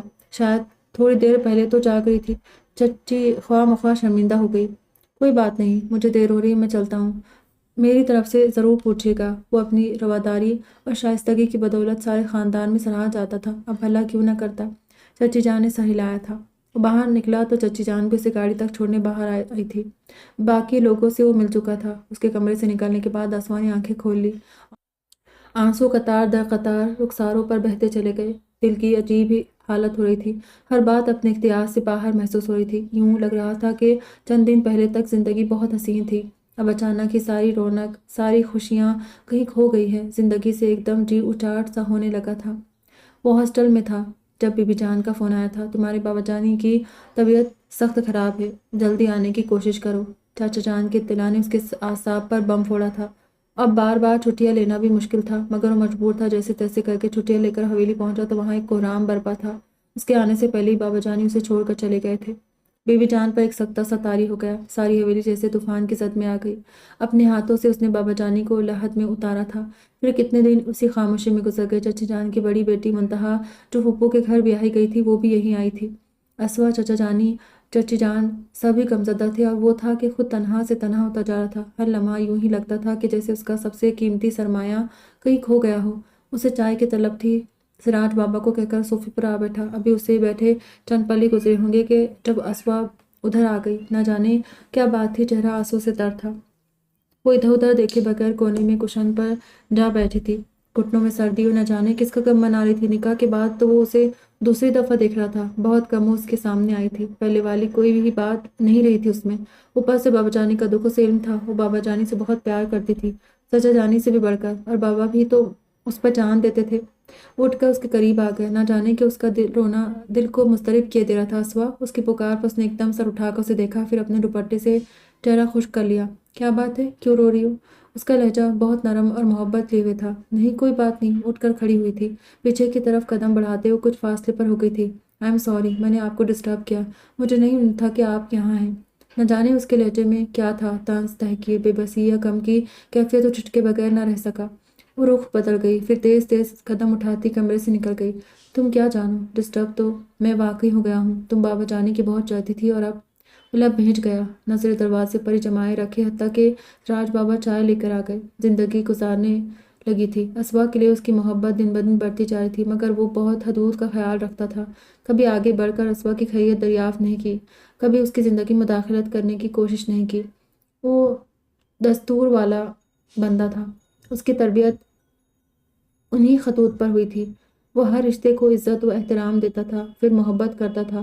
وہ نہیں جانتا تھا کہ اسوا کے دل میں اس کے لیے کیا احساسات ہے، بس اس سے محبت کرنے لگا۔ نکاح کے بول دلوں میں انسیت پیدا کر دیتے ہیں، سو اس کا دل بھی اسوا کے نام پر دھڑکنے لگا تھا۔ وہ اس کی تھی، اس کے نکاح میں تھی، جانتا تھا وہ جب چاہے گا رخصتی کروا لے گا۔ اس سے پہلے وہ تعلیم حاصل کرنا چاہتا تھا۔ شروع میں اسوا اس سے کتراتی رہتی تھی، مگر پھر رفتہ رفتہ جیسے اس نے بھی اس تعلق کو قبول کر لیا، وہ پہلے ہی کی طرح ہو گئی تھی، شوخ، چنچل، اکھڑی، ضدی، بلکہ اب تو اس کے اندر کچھ اور بھی وصف پیدا ہو گئے تھے، طنز و استہزاء۔ اس کا سامنا ہوتا تو ہر بات طنز سے شروع ہو کر طنز پر ختم ہوتی تھی۔ کبھی وہ حیران ہوتا اور کبھی چڑ جاتا، مگر کبھی منفی انداز میں نہیں سوچا تھا۔ ہاں، اسے اس کے مزاج کی لاپرواہی، ضدی وہ اکھڑ طبیعت سخت ناپسند تھی۔ اس کی خواہش تھی کہ رخصتی سے پہلے وہ اپنے آپ کو چینج کر لے، اسی لیے دبے دبے لفظوں میں وہ اکثر بی بی جان، چچی جان اور منتہا سے بھی کہہ چکا تھا۔ وہ سب اسے سمجھاتی تھی، مگر وہ بھی نہ جانے کس مٹی سے بنی ہوئی تھی کہ پہلے سے زیادہ خود سر بنتی جا رہی تھی۔ خود سے وہ کچھ کہنا مناسب نہیں سمجھتا تھا، اور اسوا کو جیسے اس کی پرواہ ہی نہیں تھی۔ وہ ایسا کیوں کر رہی ہے، وہ سمجھنے سے قاصر تھا۔ اور پھر وقت کچھ اور گزرا۔ ایف اے کے بعد اسوا نے ساری حویلی والوں کو زج کر رکھا تھا۔ ایف اے میں اس کی فرسٹ پوزیشن آئی تھی، اس نے پھر ٹاپ کیا تھا، اس لیے وہ بضد تھی کہ لاہور جا کر ہاسٹل میں رہ کر مزید تعلیم حاصل کرے گی۔ قریبی کالج صرف ایف اے تک تھا، جبکہ ان کے خاندان میں پرائیویٹ اعلیٰ سطح پر تعلیم حاصل کرنے پر کوئی پابندی نہیں تھی، مگر عورت ذات کا ہاسٹل میں جا کر پڑھنا سخت مایوس سمجھا جاتا تھا۔ ان دنوں وہ اعلیٰ تعلیم کے لیے باہر جانے کی تگدو میں تھا، کاغذات بنا رہا تھا۔ حویلی کی خواتین نے اسے اسوا کی عزت سے قطعی بے خبر رکھا ہوا تھا۔ وہ نہا کر باہر نکلا تو اپنے کمرے میں اسوا کو دیکھ کر چونکا۔ اپنے حلیے کا احساس ہوتے اس نے فوراً بیڈ سے کپڑے اٹھائے، ایک ناپسندیدگی کی نظر اسوا پر ڈالی، جو شاید آئی ہی اس مقصد کے لیے تھی کہ اسے زج کرے۔ کسی کے کمرے میں آ کر بیٹھنے کا کون سا طریقہ ہے؟ مانا کہ ان دونوں کے درمیان ایک گہرا رشتہ تھا، مگر اس کا یہ مطلب نہیں تھا کہ یوں کمرے میں آتی۔ اس کا دل اس کی طرف سے بدگمان ہوا۔ کسی کے کیوں؟ میں اپنے شوہر کے کمرے میں اس کے بیڈ پر بیٹھی ہوں، ایسی کون سی مایوب حرکت ہے؟ ترکی بہ ترکی جواب ملا، لہجہ طنزیہ تھا، آنکھوں میں شرم و حیا نام کی کوئی چیز نہیں تھی۔ اسے افسوس ہوا، اسوا، وہ ٹوک گیا۔ وہ اس وقت بعد گاؤن ملبوس تھا، بغیر اس کے کچھ کہے دوبارہ باتھ روم میں گھس گیا۔ شلوار قمیص پہن کر آیا تو وہ اسی طرح ریلیکس موڈ میں بیٹھ کے کراؤن سے ٹیک لگائے اس کی منتظر تھی۔ مجھے آپ سے بات کرنی ہے۔ حاکمانہ انداز تھا۔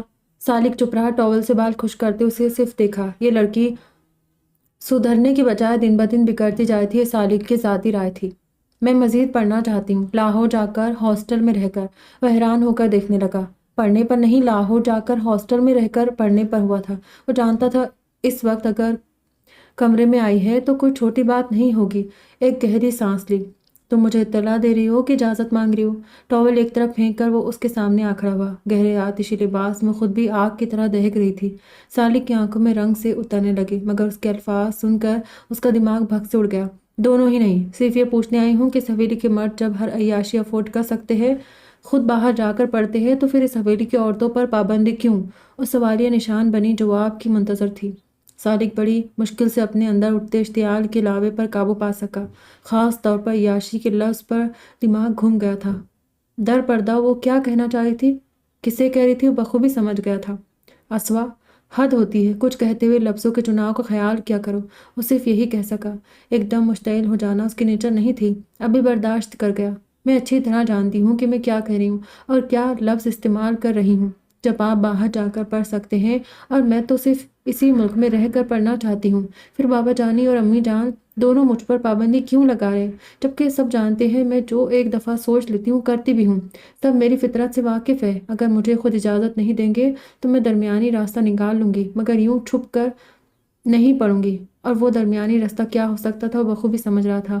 وہ ایسی ضدی تھی، کچھ بھی کہہ سکتی تھی۔ تو تم مجھ سے کیا چاہتی ہو؟ اس نے آرام سے پوچھا۔ کچھ بھی نہیں، صرف اتنا باور کرانا چاہتی ہوں کہ میں اسوا ہوں، کوئی قیدی یا بے زبان وجود نہیں ہوں۔ یہ زندگی میری ہے، اسے اپنی مرضی سے گزاروں گی، کسی کی خاطر خود کو بدل نہیں سکتی۔ آپ کو گوارا ہے تو ٹھیک ہے، ورنہ اس ورنہ کے آگے کیا تھا وہ یہ بھی سمجھ گیا۔ دل تو چاہا کہ خوب سنا دے، مگر دل کسی کام کا نہیں رہا تھا، جو اسے دیکھتے ہی ہر بات بھول جاتا تھا۔ اگر کچھ یاد رہتا تھا تو وہ اسوا کا نام ہوتا تھا، اور ہاں سالک صاحب، میں اپنی ذات میں کسی کی مداخلت برداشت نہیں کرتی۔ آپ کے پاس چوائس ہے، میں کبھی آپ کی مجبوری نہیں بنوں گی، اور یہی خواہش میری بھی ہے کہ آپ بھی راہ میں کبھی حائل نہیں ہوں گے۔ دروازے کے پاس رک کر کہتے اپنی بات کر کے کمرے سے نکل گئی۔ سالک کے ساتھ زلزلوں کی زد میں چھوڑے۔ وہ جانتا تھا اسور کے رویے نے اسے محسوس کروا دیا تھا کہ نکاح کے لفظ ایک کے دل میں ایک جیسے جذبات پیدا کرنے کا سبب نہیں بنتے۔ وہ جانتا تھا کہ وہ اسے ناپسند کرتی ہے۔ اس کے طنزیہ رویے، کاٹدار جملے اسے یہ باور کروانے کو کافی تھے، مگر اس حد تک اس کی ذات کی نفی کر جائے گی اسے امید نہیں تھی۔ اسوا کے متعلق دل میں جو چند خوش فہمیاں برقرار تھی، اس گفتگو کے بعد وہ اپنی موت آپ مر گئی۔ اس کے متعلق ناپسندیدگی میں مزید اضافہ ہو گیا۔ سالک نے چچا جان سے بات کی اور انہیں اسوا کے لاہور جا کر پڑھنے پر راضی کر لیا۔ وہ شوہر تھا، اسے کوئی اعتراض نہیں تھا، تو بھلا وہ کیا کہتے۔ اس کا ایڈمیشن سالک نے خود کروایا، ہاسٹل میں رہنے کا بھی بندوبست ہو گیا، تو وہ اپنے کام کو نپٹانے میں لگ گیا۔ اسوا لاہور چلی گئی تو بھی نیو یارک آ گیا۔ سبھی اکثر بیشتر فون کرتے رہتے تھے سوائے اسوا کے۔ اسوا کے نام کا درد اب اسے مستقل لاحق رہنے لگا۔ گھر والوں سے، خاص طور پر بیوی جان سے اس کی خیریت کی اطلاع ملتی رہتی تھی۔ وقت گزرنے لگا۔ اسی بھاگ دوڑ میں 3 سال گزر گئے۔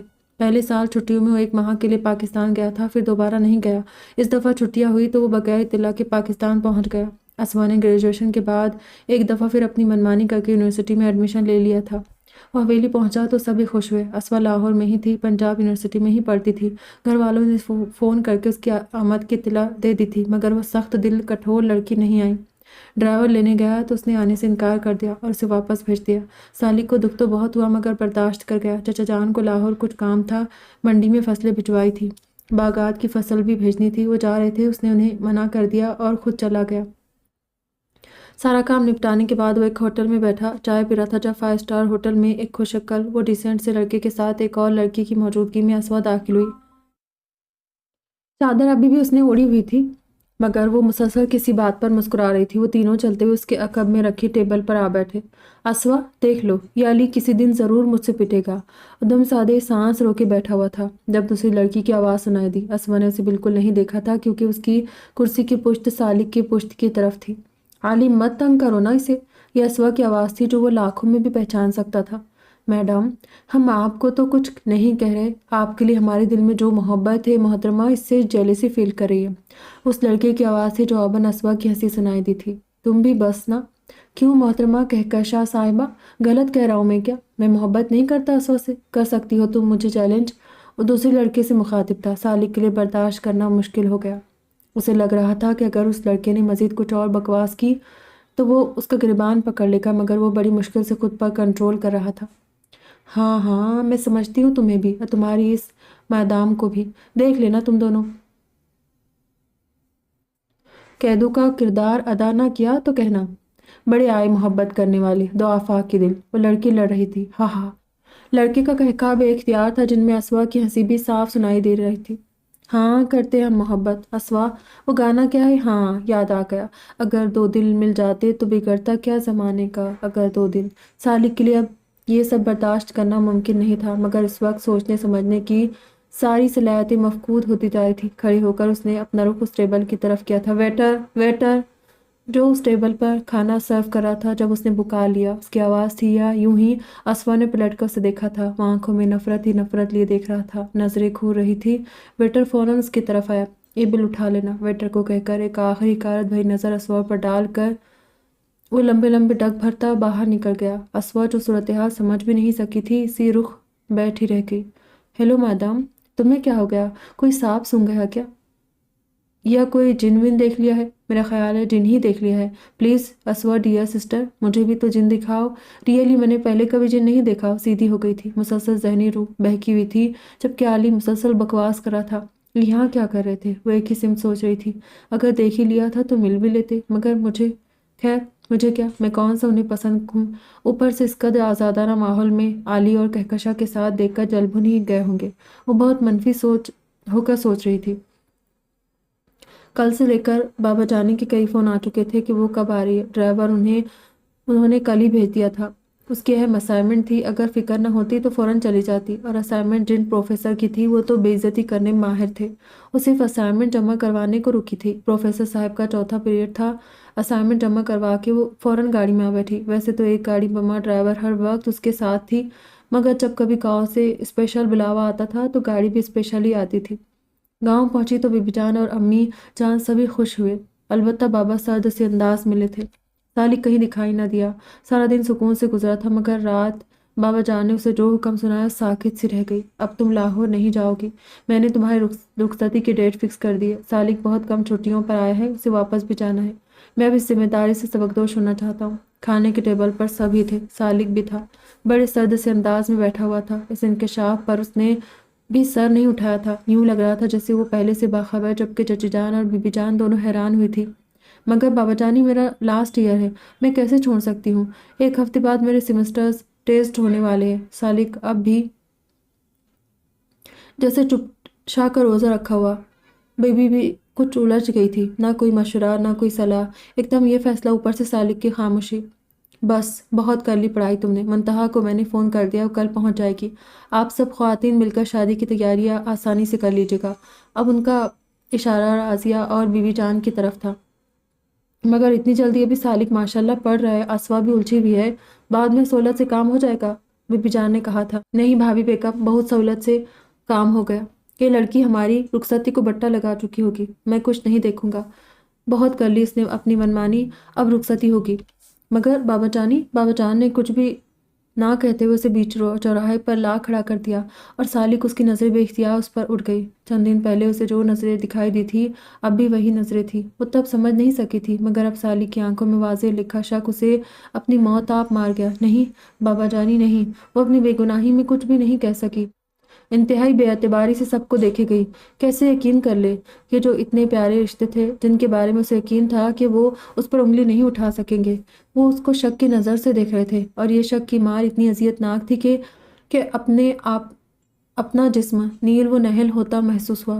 دل تو چاہا کہ چیخ چیخ کر کہے وہ سب غلط ہے، ان کی سوچیں غلط ہے، وہ بالکل بے گناہ ہیں۔ وہ شخص جسے اس کے ساتھ منسوب کیا جا رہا ہے، وہ تو اسے بھائیوں کی طرح عزیز ہے، مگر وہ ایک لفظ بھی زبان سے نہ نکال سکی، صرف نفی میں سہلاتی بھاگتے ہوئے اپنے کمرے میں جا کر بند ہو گئی۔ احتجاج، جھگڑا، بھوک، اپنا ہر حربہ اس نے استعمال کر لیا، مگر بابا جان کا فیصلہ نہیں بدلا۔ وہ یوں بے موت نہیں مرنا چاہتی تھی۔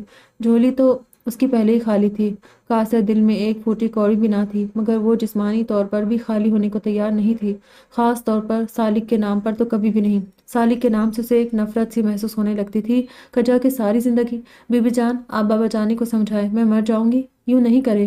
اس دن بی بی جان اس کے کمرے میں آئی تو وہ ان کے پاؤں پڑ گئی۔ بی بی جان ایک دم تڑپ اٹھی، یہ نازو پری لڑکی انہیں بہت عزیز تھی، اس کا یوں تڑپنا رونا دیکھا نہیں جا رہا تھا۔ ایک دم اسے اٹھا کر سینے سے لگایا۔ اللہ نہ کرے مرے تمہارے دشمن، صرف شادی ہی تو ہو رہی ہے تمہاری۔ انہوں نے اس کے لمبے سیاہ بکھرے بال کانوں کے پیچھے ارسے ہوئے تھے۔ بی بی جان نہیں، میں مر جاؤں گی، سچی میں مر جاؤں گی۔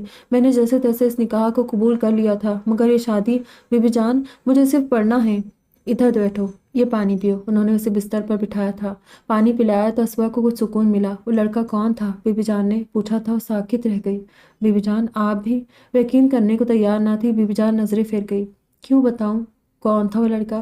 کوئی بھی ہو، مگر آپ کے لیے اتنا ہی کافی ہے کہ میں اس سے محبت کرتی ہوں۔ آپ اسے جو بھی مانی پہنائے، مجھے غرض نہیں۔ وہ ایک دم طیش میں آ کر کہتی گئی، اس وقت اپنا کوئی ہوش نہیں رہا، جائے آپ یہاں سے۔ مجھے پیدا کرنے والے مجھے نہ سمجھ سکے، آپ تو پھر اس شخص کی ماں ہیں جس نے مجھے دیکھا تھا ایک غیر مرد کے ساتھ۔ جائیں یہاں سے، پلیز چلی جائیں میری نظروں کے سامنے سے، ورنہ میں کچھ کر بیٹھوں گی۔ وہ اپنے ہوش حواس کھونے لگی تھی، ایک دم چیختے ہوئے کہہ رہی تھی۔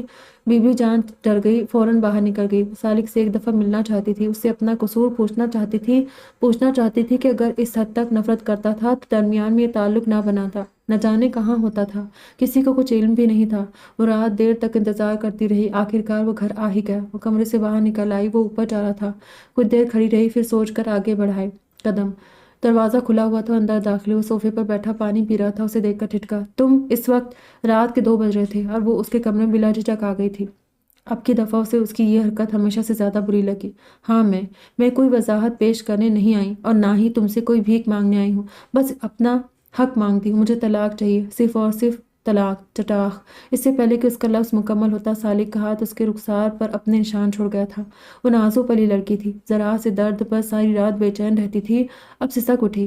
بکواس نہیں کرو، میں نے ہمیشہ تمہاری بدتمیزیوں کو نظر انداز کیا ہے، تمہاری ہر بکواس کو چپ ہو کے سنا ہے، اب نہیں۔ پہلی دفعہ اپنے غصے کا اظہار کر رہا تھا، وہ رخسار پر ہاتھ رکھ کے اسے دیکھے گئی، نہ ہی کوئی آنسو بہا اور نہ ہی درد جاگا، بس ایک سسکی خارج ہوئی تھی، پھر لب دانتوں تلے دبا لیے اتنی سختی سے کہ خون نکلنے لگا۔ مسافر لوٹ آئے۔ میں بکواس نہیں کر رہی، میں تمہیں پسند نہیں کرتی، میں تمہارے ساتھ شادی نہیں کرنا چاہتی، مجھے واقعی طلاق چاہیے، اگر میری بات نہیں مانو گے تو میں اس حویلی سے بھاگ جاؤں گی۔ وہ نفع نقصان کی تمیز کے بغیر صرف اور صرف اسے سنا رہی تھی، بغیر ڈگمگائے یا لڑکھڑائے۔ اس کی اس جرأت پر اسے دیکھتا رہ گیا۔ جس لڑکے کے ساتھ مجھے ہوٹل میں بیٹھے دیکھا تھا نا، میرا کلاس فیلو ہے عالی، ہم ایک دوسرے سے محبت کرتے، میں اسے شادی کرنا چاہتی ہوں۔ سالک کو لگا اس کے کانوں میں کسی نے سیسا انڈیل دیا ہو۔ بےغیرتی کی انتہا تھی یا برداشت کی کہ سب سن کر بھی وہ اپنے اٹھے ہاتھ کو پہلو میں گرا گیا تھا۔ دفع ہو جاؤ میرے کمرے سے، پلیز گیٹ لاسٹ۔ وہ حلق کے بل چکھا تھا، وہ پرسکون کھڑی رہی، وہ ضبط کرتے کرتے نڈھال ہونے لگا تھا۔ پلیز اسوا، جاؤ یہاں سے، پلیز جاؤ، میں تمہاری کوئی بات نہیں مان سکتا، اگر میں نے ایسا کیا تو وہ ہوگا کہ میں اپنے آپ کو ختم کر لوں گا، تمہارے مر جانے سے مجھے کیا فائدہ ہوگا۔ وہ ظالم تھی یا احساس سیاری وجود؟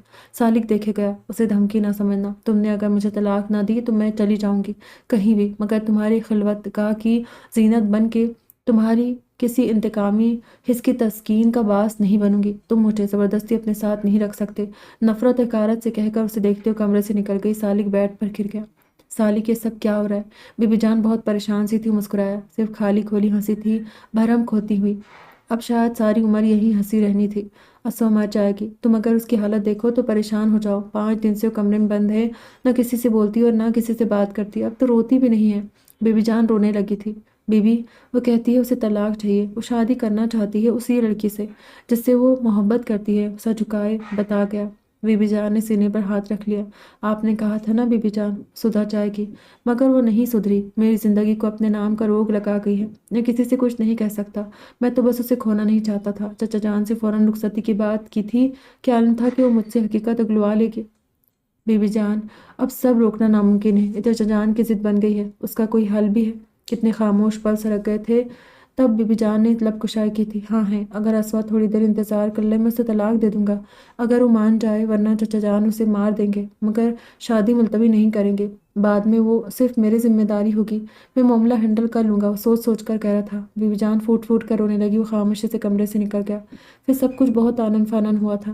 بی بی جان نے بڑی مشکل سے اسوا کو راضی کیا، منتوں سے، خوشامد سے، مان سے، دھمکی سے، محبت سے، آخر کار وہ ہار گئی، رخصتی پر آمدہ ہوئی گئی، صرف اس وعدے پر کہ پھر وہ جو چاہے گی وہی کرے گی، کسی کی کوئی بات نہیں مانے گی، اور بی بی جان نے اس کی بات مان لی تھی، سالک کو بھی سمجھائی رہی تھی، ورنہ اب اسے بھلا کیا چاہ رہی تھی زندگی سے، اسوا سے۔ وہ اجلاء رسی میں پہنچا تو وہ سر تک چادر تانی سو چکی تھی، یا سونے کا مظاہرہ کر رہی تھی، جان نہیں سکا۔ وہ اس لڑکی کو کبھی بھی نہیں سمجھ سکا تھا، دل تو اپنا بھی خالی ہو چکا تھا، وہ دل جہاں اس کی محبت سے ہر سو روشن روشن تھا، اب وہاں ویرانے ڈیرا جما کر بیٹھے تھے، کوئی حسرت، کوئی خواب، کوئی خواہش نہیں تھی، اس کی غیرت، مردانہ انا بری طرح پامال کی گئی تھی۔ اگر بی بی کا احساس نہ ہوتا تو واقعی اسے اب تک اپنی زندگی سے علیحدہ کر چکا ہوتا۔ وہ سب کچھ یوں کرنا چاہتا تھا کہ اس لڑکی کو معاشرہ رد نہ کرے۔ ایک نظر اسوا کے سوئے وجود پر ڈال کر وہ باتھ روم میں گھس گیا۔ میں سالک انیس الزما ہوں، اسوا کا ملزمہ کا شوہر۔ وہ اس خوبرو ڈسنٹ سے خوبرو نوجوان کے سامنے کھڑا تھا۔ اوہ، آپ اسوا کے شوہر، ریئلی بہت خوشی ہوئی آپ سے مل کر، بیٹھے، میں عالی ہوں۔ وہ آ کیوں نہیں رہی؟ میرے پاس اس کا کوئی کانٹیکٹ نمبر نہیں تھا، ورنہ اب تک ضرور آ چکا ہوتا آپ کے گاؤں۔ وہ باتونی تھا۔ سالک کرسی پر بیٹھ گیا۔ وہ یونیورسٹی آیا تھا، لوگوں سے پوچھتے وہ بمشکل اس تک پہنچا تھا، اس کی شادی ہو گئی تھی اس لیے نہ آ سکا، اس نے بتایا، مگر علی کے رویے پر الجھ گیا۔ اوہ ریئلی بہت مبارک ہو، ویسے بڑی بے مروت ہے آپ کی مسز، ڈونٹ مائنڈ، کیونکہ اس نے ہم سے وعدہ کیا تھا کہ کسی کو بلائے نہ بلائے اپنی شادی میں مجھے اور کہکشاں کو ضرور بلائے گی۔ بڑا بھائی بھائی کرتی تھی، جا کر بھول ہی گئی کہ یہاں کوئی بھائی بھی ہے جو اس کی فکر میں دبلا پتلا ہو رہا ہے۔ اس کے الفاظ سالک کو حیران کیے دے رہے تھے، اس کے اپنے شکوک علیحدہ اس کا منہ چڑھائے تھے، اور اسوا نے جو کہا تھا وہ ساکت سا دیکھے گیا، کیا وہ سب جھوٹ تھا؟ ویسے آپ کو اس نے سفارش کے لیے بھیجا ہوگا؟ मगर जाकर बता दीजिएगा मैडम को कि मैं और कहकशा उसे इस बेईमानी पर बल्कि बेवफाई पर कभी माफ़ नहीं करेंगे। वो कह रहा था सालिक अपनी ही नज़रों में गिरता जा रहा था। बड़ी उनसियत है आप दोनों में। असवा बहुत जिक्र करती है आपका, कुछ तो कहना था उसे। अब कैसे बताता उसे, किन हवालों से याद करती है, लहजे में कितनी नफरत होती है। जी हाँ, आला किस्म की मोहब्बत है हमें। सारी यूनिवर्सिटी वाले जलते थे हम दोनों से। दरअसल असवा का कोई भाई नहीं है और मेरी कोई बहन नहीं है। एक थी, उसका नाम भी असवा था, मगर बचपन में ही इंतकाल कर गई। मुझे बड़ी हसरत थी किसी बहन की। असवा को देखा तो यूं लगा मुझे असवा मेरी बहन मिल गई। मैंने ही दोस्ती के लिए हाथ बढ़ाया था, वरना उसने कभी यूनिवर्सिटी में किसी लड़के से बात नहीं की। सब लड़के चलते थे मेरी और उसकी दोस्ती से, बल्कि बाज़ लोग तो उसे गलत नज़रों से भी देखते थे। मगर हमारे दिलों में कोई खोट नहीं, ये हम जानते, हम या हमारा अल्लाह। वो और भी न जाने क्या क्या कह रहा था। असवा तो मुझे बिल्कुल सगी बहन की तरह अजीज है। उसकी शादी में ना आ सका और उस बेवफा ने भी नहीं बुलाया। सारी उम्र नाराज़ रहूंगा मैं उससे। सालिक चौंका। एहसास जिया था कि बढ़ता ही जा रहा था। ये क्या कर दिया मैंने। कुछ वक्त उसके साथ गुजारने के बाद वो जब लौटा तो एक पछतावा उसके साथ था। वो तो आज असवा की खातिर इस आली से मिलने आया था, इसलिए कि वो दोनों के दरमियान से निकलना चाहता था, बड़ी खामोशी के साथ। मगर इससे पहले वो दोनों तरफ के रास्ते साफ करना चाहता था। लेकिन किस्मत, उसकी छुट्टियां ख़त्म होने वाली थी। वो वापस जा रहा था। पिछले दिनों घर में जो खराबी पड़ी रही थी, उसकी बदौलत अब उसका यूं जाना सबको ही कमज़दा कर रहा था। असवा को कोई फ़र्क नहीं पड़ता था, ना ही उसके यहाँ रहने से और ना ही कहीं चले जाने से। वो बस अपना नाम उसके नाम से अलहदा करना चाहती थी। उसकी सिर्फ एक ही ख्वाहिश थी कि वो उसे तलाक दे दे। उठते बैठते चलते फिरते तंज पर तंज करते इस्तिज़ा उड़ाते उसने ना सिर्फ खुद को अजियत ही में मुब्तला रखा, बल्कि सारी हवेली वाले सख्त परेशान थे। उसके तलाक वाली जिद बीबी जान और सालिक के दरमियान से निकलकर बाकी सबके दरमियान भी मौजू गुफ्तगू बन गई। असवा को परवाह नहीं थी कि कोई उसके मुतालिक क्या कहता है। बस उसे सिर्फ एक ही दुख मारे जाना था कि सबने उसके किरदार पर शक किया था, बगैर उसे कोई सफाई का मौका दिए उसे कुर्बान गाह की तरफ धकेल दिया गया था।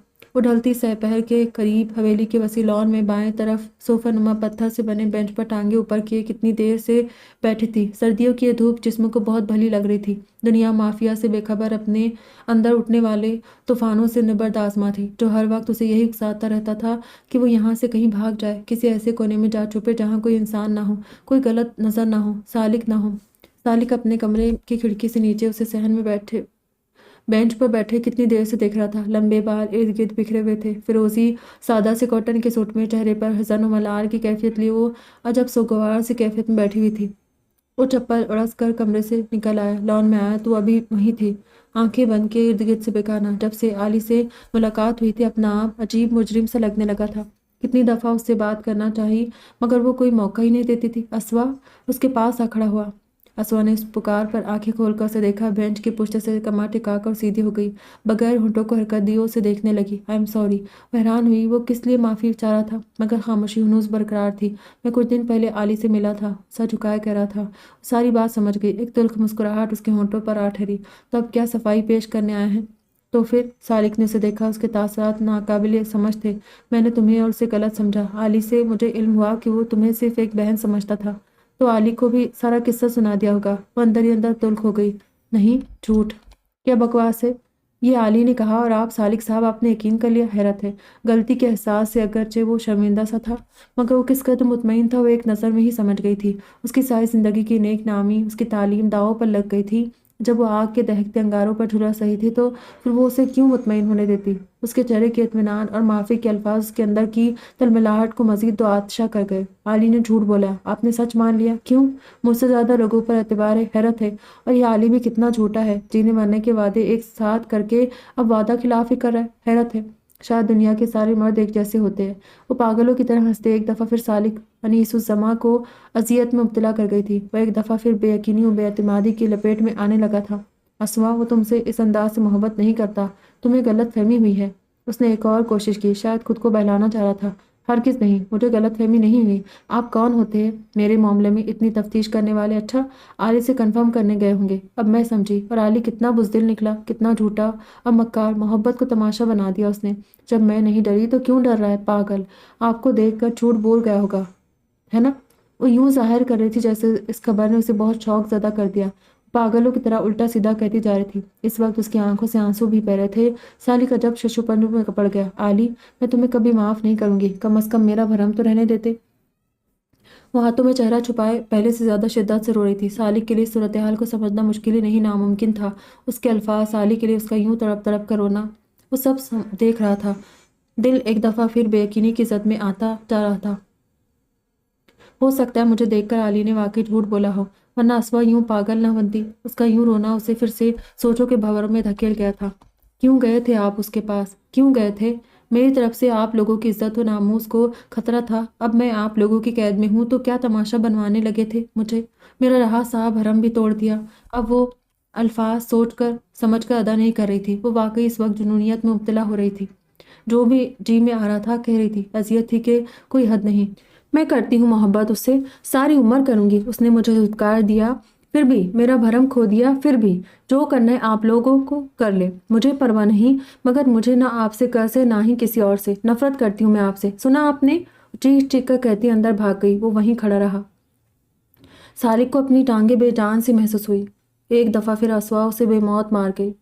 وہ جا رہا تھا مگر جانے سے پہلے کوئی فیصلہ کرنا چاہتا تھا۔ اسوا اب کچھ نہیں کہتی تھی۔ جب سے اس نے اسے علی سے ملاقات کے متعلق باخبر کیا تھا بالکل چپ ہو گئی۔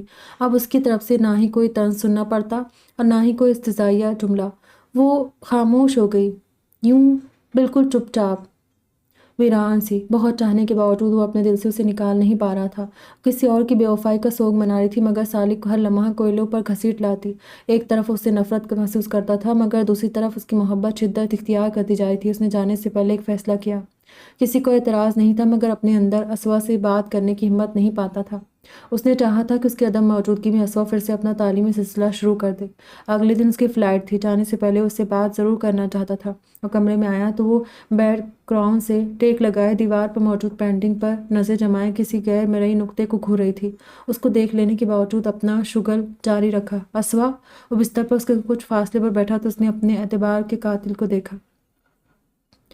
صبح میری فلائٹ ہے، میں نے تمہاری یونیورسٹی بات کر لی ہے۔ ایک ماہ کی چھٹیاں کوئی خاص اہمیت نہیں رکھتی، تم یونیورسٹی چلی جانا، اپنی تعلیم کا سلسلہ شروع کرو۔ نہیں، مجھے نہیں پڑھنا، ایک دم انکار کر دیا تھا اس نے۔ سالک چپ سا ہو گیا۔ کتنے لمحے خاموش سرک گئے۔ وہ اس سے مزید بات کرنے کے لیے ہمت مجتمع کرنے لگا۔ آپ مجھے کب طلاق دیں گے؟ اگر آپ یہ سوچ کر خوش ہو رہے کہ علی سے دھوکہ کھا کر میں یوں ہی آپ کے ساتھ ساری زندگی گزار دوں گی تو یہ آپ کی بھول ہے۔ اگر مجھے میرا گوہر مقصود نہیں ملا تو میں یہ سمجھوتا بھی نہیں کروں گی۔ مجھے ہر حال میں طلاق چاہیے۔ کتنی نفرت تھی اس کی آنکھوں میں۔ سالک اس کے لہجے میں الجھ گیا جو کسی بھی لچک سے پاک تھا، سخت و اٹل۔ وہ مزید کچھ کہے بغیر بستر سے اٹھ گیا۔ اسوا کے لیے اس کا یہ انداز ناقابل برداشت تھا۔ وہ جا رہا تھا اور جانے کب آتا؟ جانے سے پہلے وہ بھی ایک فیصلہ کر چاہتی تھی۔ ساری عمر اذیت میں نہیں گزار سکتی تھی۔ اس نے علی کے نام کا جو داغ خود پر لگوا لیا تھا اب وہ کبھی نہیں اترنا تھا۔ ساری عمر کی سزا تھی۔ مگر سالک مطمئن رہے کہ اسے گوارا نہیں تھا۔ اس کی ذات پر کیچڑ اچھالنے کا سبب بھی یہی شخص تھا۔ وہ کیسے فراموش کر دیتی، کیسے معاف کر دیتی، کیسے پرسکون رہنے دیتی۔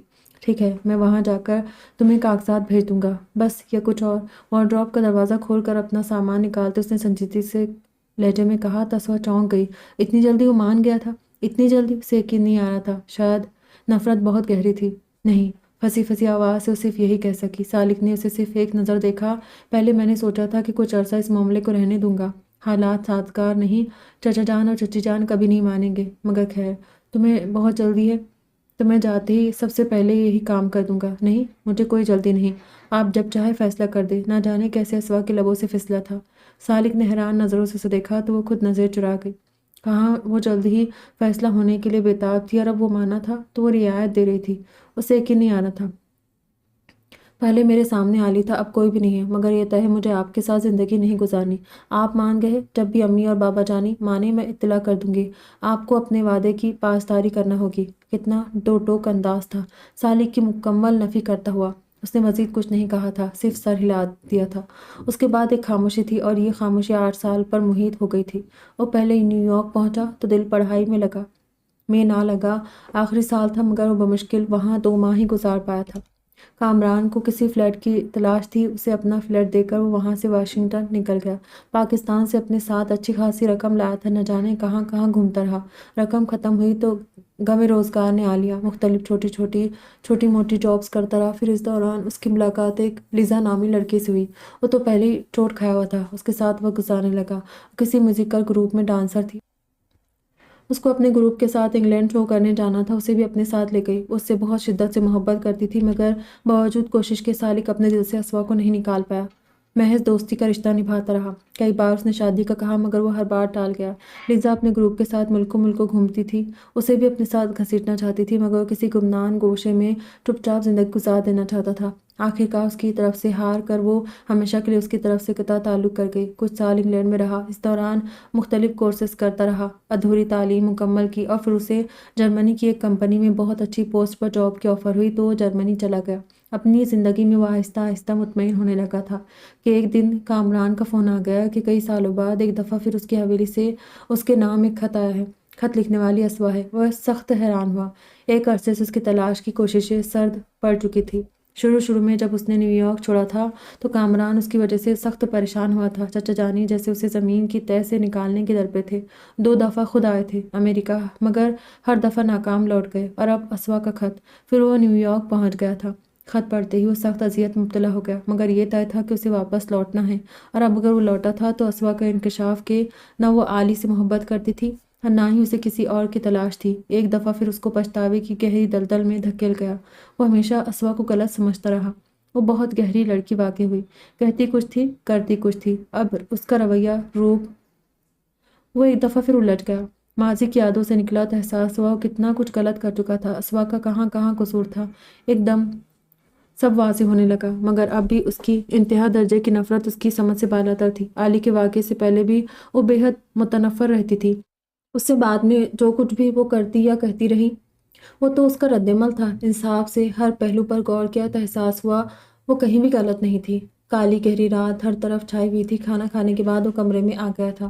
اسوا کتنی وقت گزرنے کے بعد کمرے میں نہیں آئی تھی۔ وہ یوں ہی منتظر رہا، نہ جانے کب آنکھ لگی۔ اپنی طرف سے تو وہ اسوا کا انتظار کر رہا تھا۔ یوں ہی اس کی آنکھ کھلی تو کچھ دیر خالی اس ذہنی کی کیفیت میں لیٹا رہا۔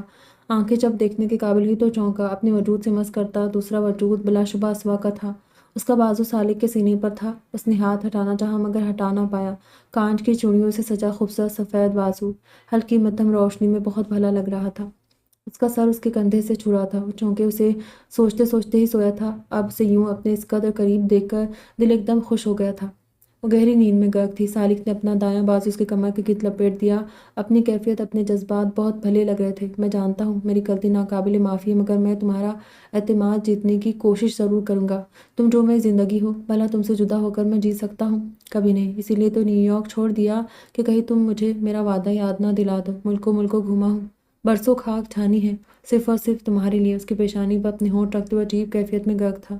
کمرے کی تنہائی، اپنے رشتے کا استحقاق، سحر انگیز ماحول اور اپنی گزشتہ غلطیاں سب اسے اپنے حصار میں مقید کر رہی تھی۔ I am sorry, really sorry. بہت نرمی سے اس نے اسے خود سے مزید قریب کر لیا، یوں کہ دونوں کے دل ایک ساتھ دھڑکنے لگے تھے۔ وہ اسوا سے کھل کر ہر مسئلے پر بات کرنا چاہتا تھا۔ وہ اپنے رشتے کو ایک واضح شکل دینا چاہتا تھا۔ اسوا کی زندگی میں کوئی نہیں تھا۔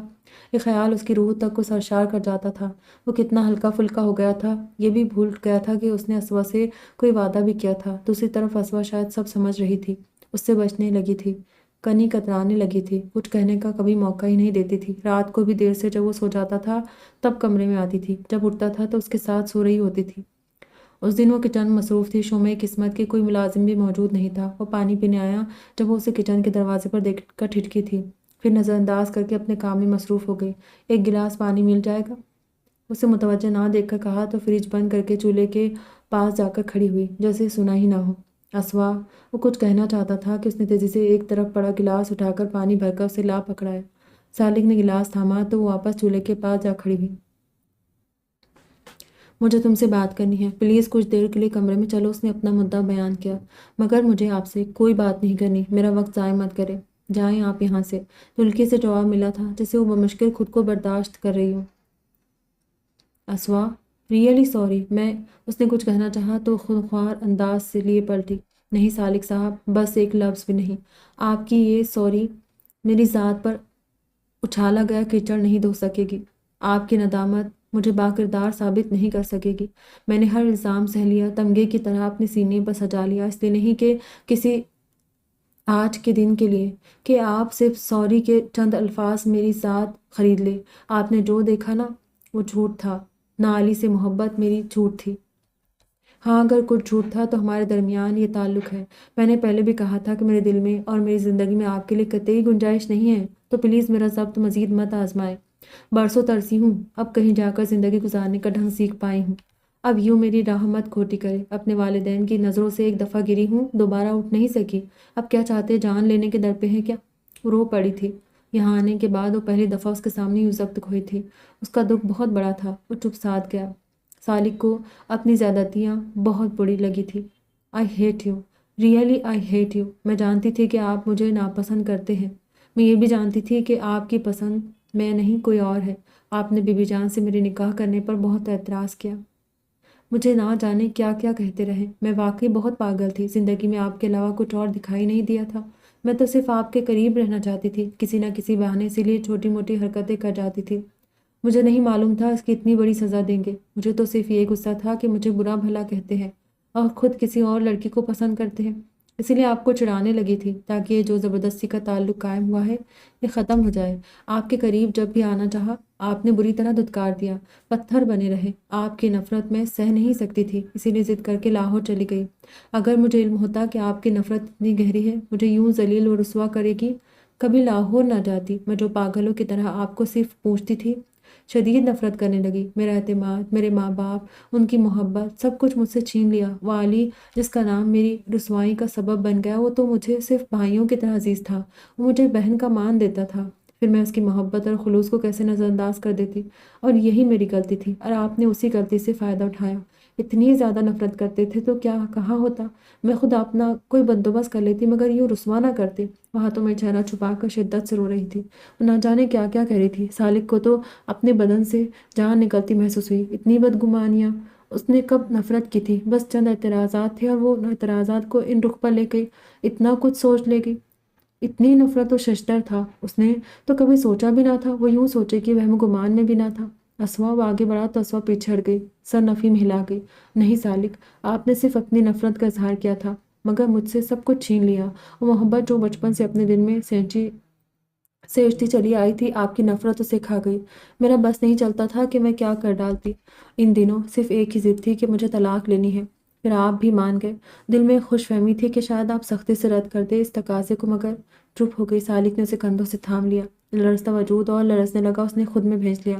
اسوا، سالک کے لب کپکپائے تھے سے آپ چلے گئے۔ میں لمحہ لمحہ مری، ہر ایک کی نظر میں مجرم تھی، میں گنہگار تھی۔ بابا جانی نے کبھی بلایا نہیں، امی جان نے کبھی پاس بٹھا کر کوئی بات نہیں کی۔ اگر بی بی جان نہ ہوتی تو یہ 8 سال مجھے مار دیتے۔ جینے کی خواہش تو جیسے پہلے ہی ختم ہو چکی تھی۔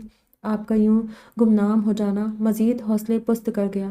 میری جو ضد تھی کہ صرف طلاق لینی ہے، وہ جیسے کہیں مٹ گئی تھی۔ چند ماہ سے ایک خیال مسلسل آ رہا تھا کہ شاید آپ میری طرف سے کسی پیش رفت کے منتظر ہو۔ بی بی جان کا ہارٹ اٹیک تو صرف بہانہ تھا۔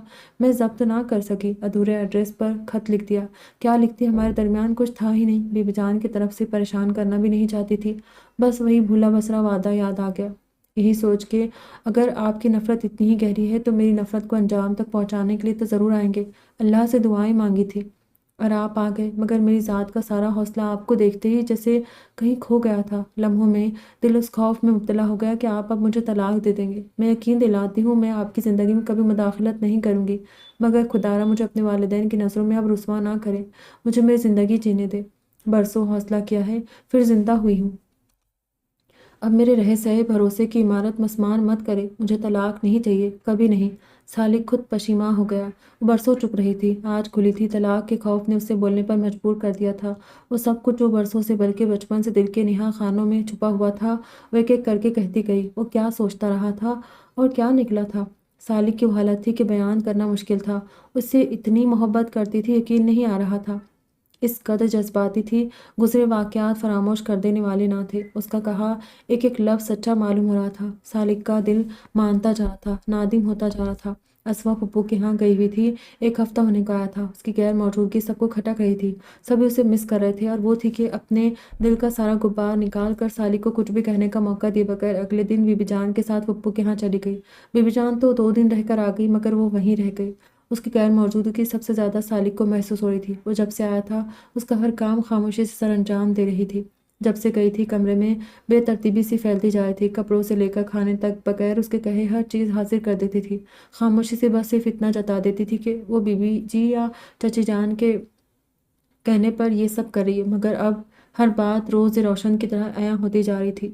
وہ جو الجھتا رہتا تھا، اسوا تو اپنے دل کا غبار نکال کر منظر سے ہٹ گئی، مگر اسے پشیمانی و پچھتاؤں کے گہرے سمندر میں دھکیلتی جا رہی تھی۔ اس کا ایک ایک آنسو، ایک ایک لفظ انی کی طرح دل میں چبھتا جا رہا تھا۔ کسی پل قرار نہ تھا، کسی پل چین نہ تھا۔ جو سوچا تھا وہ کیا نکلا تھا، اور جو سامنے آیا وہ کبھی تصور بھی نہیں کیا تھا۔ کبھی سوچا تھا کہ وہ بھی اس سے محبت کرتی ہوگی، اور اب جب سب باتیں روز روشن کی طرح عیاں ہو گئی تھی تو دل تب بھی بے چین تھا۔ بچپن سے لے کر اب تک کے سارے واقعات ایک ایک کر کے ازپر ہوتے۔ کیا بات ہے سالی، آج کل کچھ پریشان ہو گھر سے نکلتی نہیں۔ وہ بیٹھا نہ جانے کیا کیا سوچے جا رہا تھا جب بی بی جان کمرے میں داخل ہوئی۔ ہر سو اندھیرا تھا۔ انہوں نے لائٹس آن کی۔ وہ فوراً سیدھا ہوا۔ بی بی جان اس کے پاس آ کر بیٹھ گئی۔ نہیں، ویسے ہی کوئی کام تھا کیا؟ وہ مسکرایا تو بغور دیکھنے لگی۔ اسوا اور تم میں کوئی بات ہوئی ہے؟ انہوں نے ایک دم پوچھا تھا۔ وہ بوکھلا گیا۔ نہیں۔ نظریں خود بخود پھیر گیا۔ میں نے فون کیا تھا، ڈرائیور کو بھی بھیجا، وہ آ ہی نہیں رہی۔ آج پھر فون کیا تو کہہ رہی تھی 2-3 ہفتے رہے گی۔ انہوں نے آگاہ کیا تو دیکھے گیا۔ کیا بات ہے میرے بچے، مجھے نہیں بتاؤ گے؟ تم دونوں مجھ سے چھپے ہوئے نہیں ہو۔ اب کیا مسئلہ ہے؟ وہ بڑی محبت سے، توجہ سے لگاوٹ کا مظاہرہ کیے پوچھ رہی تھی۔ نہیں بی بی جان، کوئی مسئلہ نہیں ہے، اب تو جیسے سارے مسئلے حل ہو گئے۔ وہ بدقت تمام مسکرا دیا تھا، مگر افسردہ تھا۔ مسکراہٹ میں کوئی رنگ نہیں تھا۔ مجھ سے چھپا رہے ہو؟ مجھ سے؟ انہوں نے جیسے اسے سچ کر دیا تھا۔ کیا بتاؤں بی بی جان؟ نادم سا جھکا کر رہ گیا۔ وہی جو اسوا کے یہاں سے جانے کا سبب بنا ہے۔ قسم لے لے بی بی جان، میں نے اسے نہیں بھیجا، مجھے تو علم بھی نہیں تھا۔ یہی تو پوچھ رہی ہوں، کیوں علم نہیں تھا جبکہ تمہیں پتہ ہونا چاہیے تھا۔ ان کا لہجہ اب سخت ہو گیا تھا، باس برس کرتا ہوا۔ بی بی جان، اچھا ہوا ہے وہ منظر سے غائب ہے۔ اگر وہ یہیں رہتی تو شاید میں یکسوئی سے اپنی غلطیاں کبھی اخذ نہ کر پاتا۔ بی بی جان چپ رہی، پھر اس نے شروع سے لے کر آخر تک سب کہہ سنایا۔ بی بی جان کی بھی وہی کیفیت تھی جو اس کی ہوئی تھی۔ اسوا کی زبانی سب سن کر وہ بھی شاکڈ تھی۔ بہت برا کیا بچے، بہت برا۔ وہ جذباتی تو شروع سے ہی تھی، اتنے بڑے الزام کو اپنے سر لے لیا۔ کبھی ایک لفظ نہ کہا، یہی ظاہر کرتی رہی کہ جیسے وہ چپ ہو گئی۔ آنسو ایک ایک کر کے بہنے لگے۔ بی بی جان، میں خود میں حوصلہ نہیں پاتا کہ اس کی طرف قدم بڑھاؤں۔ میں بہت شرمندہ ہوں، میری وجہ سے، صرف میری وجہ سے وہ اپنے والدین کی نظروں میں گر گئی۔ اس نے بی بی جان کی گود میں سر رکھ لیا۔ شروع سے ہی وہ اس کے ہر راز کی امین تھی، اس کے ہر دکھ سکھ میں اس کے ساتھ رہی تھی۔ اب بھی اس کے بالوں میں انگلیاں پھیرنے لگی۔ بس میرے بچے، کچھ غلطیاں انسان دانستہ کرتا ہے اور کچھ نادانستگی میں سرزد ہو جاتی ہے۔ اگر یہ غلطیاں نہ کرے تو اسے زندگی کی قدر نہ ہو۔ یہ آزمائشی یہ غلطیاں اسے سبق سکھاتی ہے۔ شرمندہ ہو کر کمرے میں بند ہونے سے کچھ نہیں ہوگا۔ وہ سب کچھ کہہ کر اپنے دل کا غبار نکال چکی ہے۔ تم بھی سب کچھ بھول کر قدم بڑھا کر اسے لے آؤ۔ وہ شاید تمہاری راہ دیکھ رہی ہے۔ میں نے کہا تھا نا، بہت اچھی ہے، تم نے دیکھ بھی لیا ہے۔ بس تم دونوں ایک دوسرے کو سمجھنے کا موقع ہی نہیں ملا۔ چھوٹی چھوٹی بدگمانیوں کو اتنی جگہ دل میں دے لی کہ حقیقت کا اصل چہرہ کہیں چھپ گیا۔ تمہیں میں اکثر سمجھاتی تھی نا کہ سب جذبے چپ کی زبان سے عیاں نہیں ہوتے، کبھی کبھی زبان سے بھی کام لینا پڑتا ہے۔ اگر تم ہر بات دل میں رکھنے کے بجائے کبھی کبھار اسے اچھے انداز میں کچھ کہہ دیتے، ہنس کر بات کر لیتے تو بات اتنی نہ بڑھتی۔ پرانی قدریں بس قدریں رہ گئی ہے۔ یہ نیا دور ہے، ہر انسان کے لیے دوسرے سے زیادہ اپنی ذات مقدم ہے۔ تو بیٹا، انسان کو حالات کے مطابق ہی چلنا چاہیے نا۔ خاموش رہا۔ یہ ملال تو اسے بھی تھا کہ کیا تھا، وہ اپنی طبیعت اور مزاج کے برعکس کبھی ہنس کر، اپنی ذات سے نکل کر اس کی ذات کو بھی اہمیت دے لیتا۔ اسے دعویٰ تھا کہ نکاح سے لے کر رخصتی تک اس نے کبھی اسے چھو کر نہیں دیکھا۔ یہ اتنی فخر کی بات تو نہیں تھی۔ بحیثیت شوہر وہ حق رکھتا تھا، اور خاص طور پر لڑکیاں تو اس معاملے میں حساس ہوتی ہے۔ نہ جانے اس کے دل میں کیا کیا جذبات تھے جو اس کی سرد مہری کی وجہ سے ہمیشہ دل کے اندر ہی قنوطیت کا شکار ہوتے گئے۔ جب اسوا نے کہا تھا، نظر شناسی کی صلاحیت آپ میں سرے سے ہے ہی نہیں، اپنی ذات کے گرد فصیلیں کھڑی کرتے کرتے بالکل ڈھے گئے ہیں، کبھی اپنی ذات سے نکل کر دیکھے۔ اور واقعی اب اس نے اپنی ذات سے نکل کر دیکھا تو بہت سے راز کھل گئے تھے۔ اب کمرے میں بند ہو کر مت بیٹھو، باہر نکلو، اگر برا نہ مانو تو جا کر اسوا کو لے آؤ۔ جب ہر معاملہ کلیئر ہو گیا ہے تو یہ منہ چھپا کر بیٹھے رہنا کیوں؟ ہمت کرو، اب وہ خود تو تمہیں کہنے سے رہی کہ مجھے لے جاؤ۔ بہرحال کچھ ناراضگی کا حق تو اس کا بھی بنتا ہے، بی بی جان ہلکے پھلکے انداز میں کہتی اٹھ کھڑی ہوئی۔ وہ بھی مسکرا دیا۔ انہوں نے گویا اسے ایک راستہ دکھا دیا تھا۔ شکریہ بی بی جان، انہوں نے ہمیشہ سیدھے رخ کی اس کی رہنمائی کی تھی۔ ابھی تک وہ الجھا ہوا تھا کہ کیا کرے۔ ان کی باتوں سے اس کے اندر ہمت پیدا ہوئی اسوا کا سامنا کرنے کی۔ اللہ تم دونوں کو خوش رکھے، میری دعا ہے۔ میں راضیہ اور قمر الزما سے بھی بات کروں گی، ماں باپ ہے، اس کے آخر کتنا بھی ناراض رہ لے، اولاد کی محبت پلٹنے پر مجبور کر دیتی ہے، اور پھر وہ کون سا واقعی ناراض ہے، بس غصہ ہے۔ جب حقیقت کھلے گی تو دل خود بخود صاف ہو جائے گا۔ اس کی پیشانی چوم کر امی باہر نکل گئی تھی۔ وہ سوچنے لگا تھا، منتہا کے چھوٹے وامق کو لے کر باہر لان میں بیٹھی ہوئی تھی، باقی بچے بھی ارد گرد تھے۔ منتہا اور وہ دو ہی بہنیں تھیں۔ منتہا اس سے 8 سال بڑی تھی، کم عمری میں ہی اس کی شادی کر دی گئی تھی۔ وہ خوش قسمت تھی، عبدالرزاق بھائی بہت اچھے اور محبت کرنے والے انسان تھے، سب کا ہی ادب کرتے تھے۔ وہ اکثر آتی رہتی تھی پھپھو کے گھر۔ اس دفعہ وہ رہنے کی غرض سے آئی تھی، ہفتہ ہو گیا تھا یہاں آئے ہوئے، واپس جانے کو دل نہیں چاہا تھا۔ کچھ وہ پچھتا رہی تھی کہ نہ جانے کس کمزور لمحے میں بہہ کر وہ سالک سے سب کہتی گئی تھی جو وہ برسوں سے برداشت کر رہی تھی، وہ اذیت، وہ دکھ، وہ تکلیف، وہ نفرت، سب کچھ۔ اب دل بہت ہلکا ہو گیا تھا، بالکل خالی سا۔ شاید یہ کہہ لینے کا اثر تھا جو برسوں کا غبار تھا، بچپن کی یادیں تھیں جنہیں وہ سالک کے سامنے ایک ایک کر کے دہراتی گئی تھی۔ پہلی دفعہ سالک کی طرف سے وہ تب بدگمان ہوئی تھی جب بی بی جان اسے اس سے نکاح کا کہہ رہی تھی اور وہ انکار کرتے اس کی خامیاں گنوا رہا تھا۔ اس کے دل میں سالک کا بہت بلند مقام تھا، بہت محبت کرتی تھی اسے، بہت چاہتی تھی۔ ایک دم اس کی زبان سے اپنے لیے ناپسندیدگی سن کر وہ پتھرا سی گئی تھی۔ اذیت تھی کہ حد نہیں، اوپر سے انکشاف روح کو گھائل کرنے کو کافی تھا کہ وہ اس سے نہیں بلکہ کسی اور سے محبت کرتا ہے۔ اس کی پسند کوئی اور ہے، وہ یقین کرنے کو تیار نہیں تھی۔ سالک نے اس کی ذات کی نفی کی تھی، بحیثیت کزین و مروت اختیار کر لیتا تھا، مگر جب نکاح ہوا تو وہ اس سے بھی گئی، مجبوراً ہی صحیح، وہ نکاح پر راضی ہو گئی تھی۔ اپنی ذات کی نفی کے باوجود وہ دل میں اسے اپنا بنانے کی خواہش ایسی زوراور تھی کہ وہ اپنی عزت نفس کی پامالی بھی گوارا کر گئی۔ پھر عمر بھی تو ایسی تھی، ضدی سی، چاند کو چھونے کی تمنا تھی، ہر حال میں چھونا چاہتی تھی۔ پھر وہ اس کا بن گیا، اور یہی وہ دور تھا کہ جب اس نے اسے جھٹلانا شروع کر دیا۔ وہ سمجھتی تھی کہ سالک اسے اتنی نفرت کرتا ہے کہ اس کی طرف دیکھنا بھی گوارا نہیں کرتا۔ عام لڑکیوں کی طرح اس کے بھی جذبات تھے، پھر دونوں میں جو رشتہ تھا اس کے تقاضے بھی کچھ انوکھے نہ تھے، مگر وہ اس کے جذبات کہاں سمجھنے والا تھا۔ جب بھی نظر ڈالی ناپسندیدگی ڈالی، جب بھی بات کی سمجھانے والی کی، جبکہ اس کے کان لاشعور طور پر کچھ اور سننے کے منتظر رہتے۔ جواباً وہ چڑچڑی ہوتی گئی، طنزیہ جملے بولنا اپنا مشغلہ بنا لیا۔ جس کام سے یا جس عادت سے اسے نفرت ہوتی وہ سب سے زیادہ اس کا اظہار کرتی۔ پھر یونہا کے 1-2 دفعہ کا ٹوکنا اسوا کے دل میں بدگمانیوں کی ایک فصیل کھڑی کر گیا۔ اسے ضد سی ہو گئی، اسے چڑھانے کی، اسے زج کرنے کی۔ اپنے اندر کی تلملاہٹ و چڑچڑاپن اسی طرح نکالنے لگی۔ گفتگو کرتے وقت وہ زیادہ سے زیادہ ایسے الفاظ استعمال کرنے لگی تھی جو اسے سخت ناپسند ہوتے، یا وہ اشتعال مبتلا ہو سکتا تھا۔ اس کی گفتگو سے ناپسندیدگی کا اظہار سالک کے چہرے سے بخوبی ہو جاتا، مگر وہ ہمیشہ خود پر کنٹرول کر جاتا، جبکہ وہ اسے آخری حد تک دیکھنا چاہتی تھی۔ لاہور جانے کا فیصلہ اور اس سے پہلے کی گفتگو بھی اسی زمرے میں آتی تھی، مگر وہ بجائے اشتعال کے بہت تحمل کا مظاہرہ کر گیا تھا۔ وہ ایک دفعہ پھر ناکام ہوئی۔ اس کا خیال تھا کہ یہ شخص اسے اس حد تک ناپسند کرتا ہے کہ کچھ بھی کر سکتا ہے، اور بعد میں یہ سچ ثابت ہوا۔ علی کے ساتھ اس کی ذات کو منسوب کرنا سالک کی نفرت کو کھل کر سامنے لے آیا۔ شوق میں مبتلا ہو گئی، اور جب اسے یقین ہو گیا کہ اس پر الزام لگانے اور شک کرنے والی کوئی اور ذات نہیں، صرف سالک و انیس الزما ہیں، تو برداشت کرنا مشکل ہو گیا۔ پھر تو جیسے اس کے دل میں بھی محبت نہیں رہی، بے پناہ نفرت عاصم تھی۔ وقت اور حالات نے اس کا ساتھ نہیں دیا، مگر اس نے اپنے آپ کو لڑکھڑانے نہیں دیا۔ رخصتی سے لے کر سالک کے وطن چھوڑنے تک وہ اس الزام پر کاربند رہی، پھر رہتی تھی۔ کیوں نہ؟ یہ الزام تو اس کے محبوب شوہر کی طرف سے ملا تھا۔ محبت تو جیسے اپنی موت آپ مر گئی تھی۔ اس کے بعد اس نے صرف اور صرف سالک سے نفرت کی تھی، انتہائی زیادہ کہ اس نے اس کی موت کی دعائیں مانگی تھی۔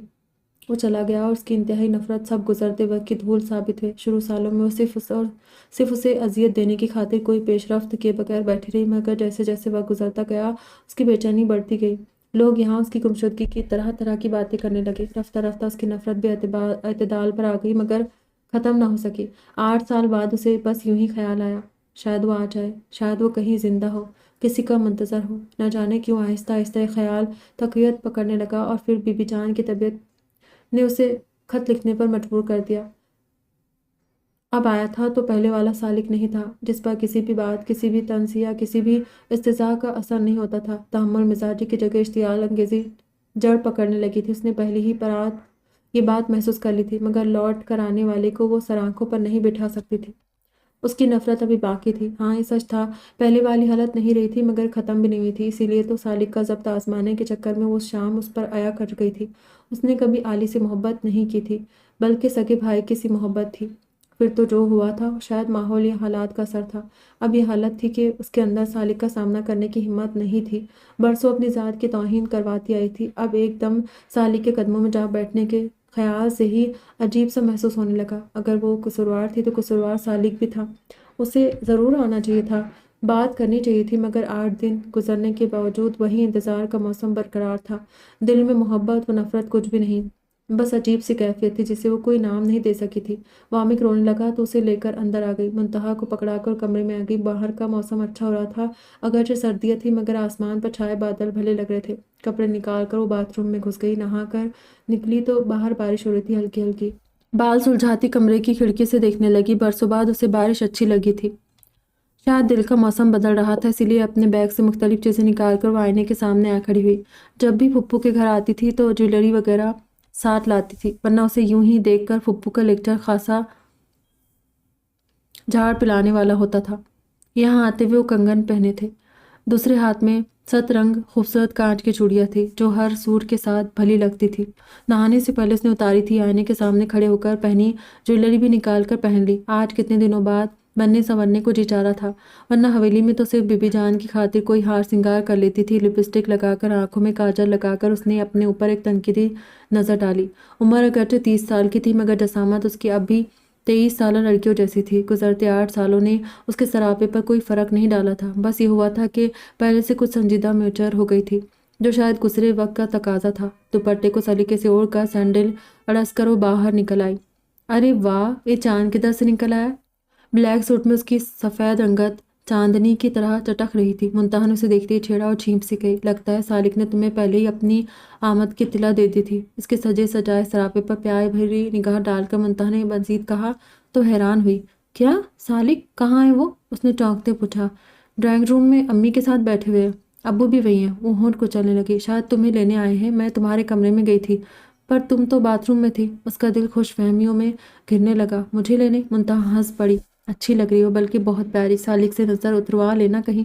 وہ اسے چھیڑ رہی تھی اور اس کا دل خود بخود سمٹنے لگا، چہرہ سرخ ہو گیا تھا۔ وہ بھی اپنی کیفیت پر حیران ہوئی۔ تو کیا دماغ نے اتنی جلدی ہار مان لی ہے؟ اس نے خود سے کہا۔ ہاں، وندہ سے کوئی چیخا۔ وہ ڈر گئی، جبکہ ابھی وہ وقت لینا چاہتی تھی۔ چلو اندر، تمہارا انتظار کر رہے ہوں گے۔ اس پر جملے اچھالتے کمرے کی طرف چلی گئی۔ وہ لرزتی ٹانگوں سمیت اندر داخل ہوئی، پھپھا جان کے ساتھ مصروف تھا۔ سالک نے اس کو دیکھا۔ السلام علیکم۔ حیرت زدہ رہ گیا، نہ جانے کیوں دل اندر ہی اندر خوف میں مبتلا تھا کہ اگر اس نے جانے سے انکار کر دیا یا پھر اس کے بڑھے ہوئے ہاتھ کو جھٹک دیا تو۔ لیکن اسوا کا سلام کرنا اور حلیہ دونوں برعکس تھے۔ اس نے سر ہلا دیا۔ وہ ایک طرف پھپھو کے ساتھ بیٹھ گئی۔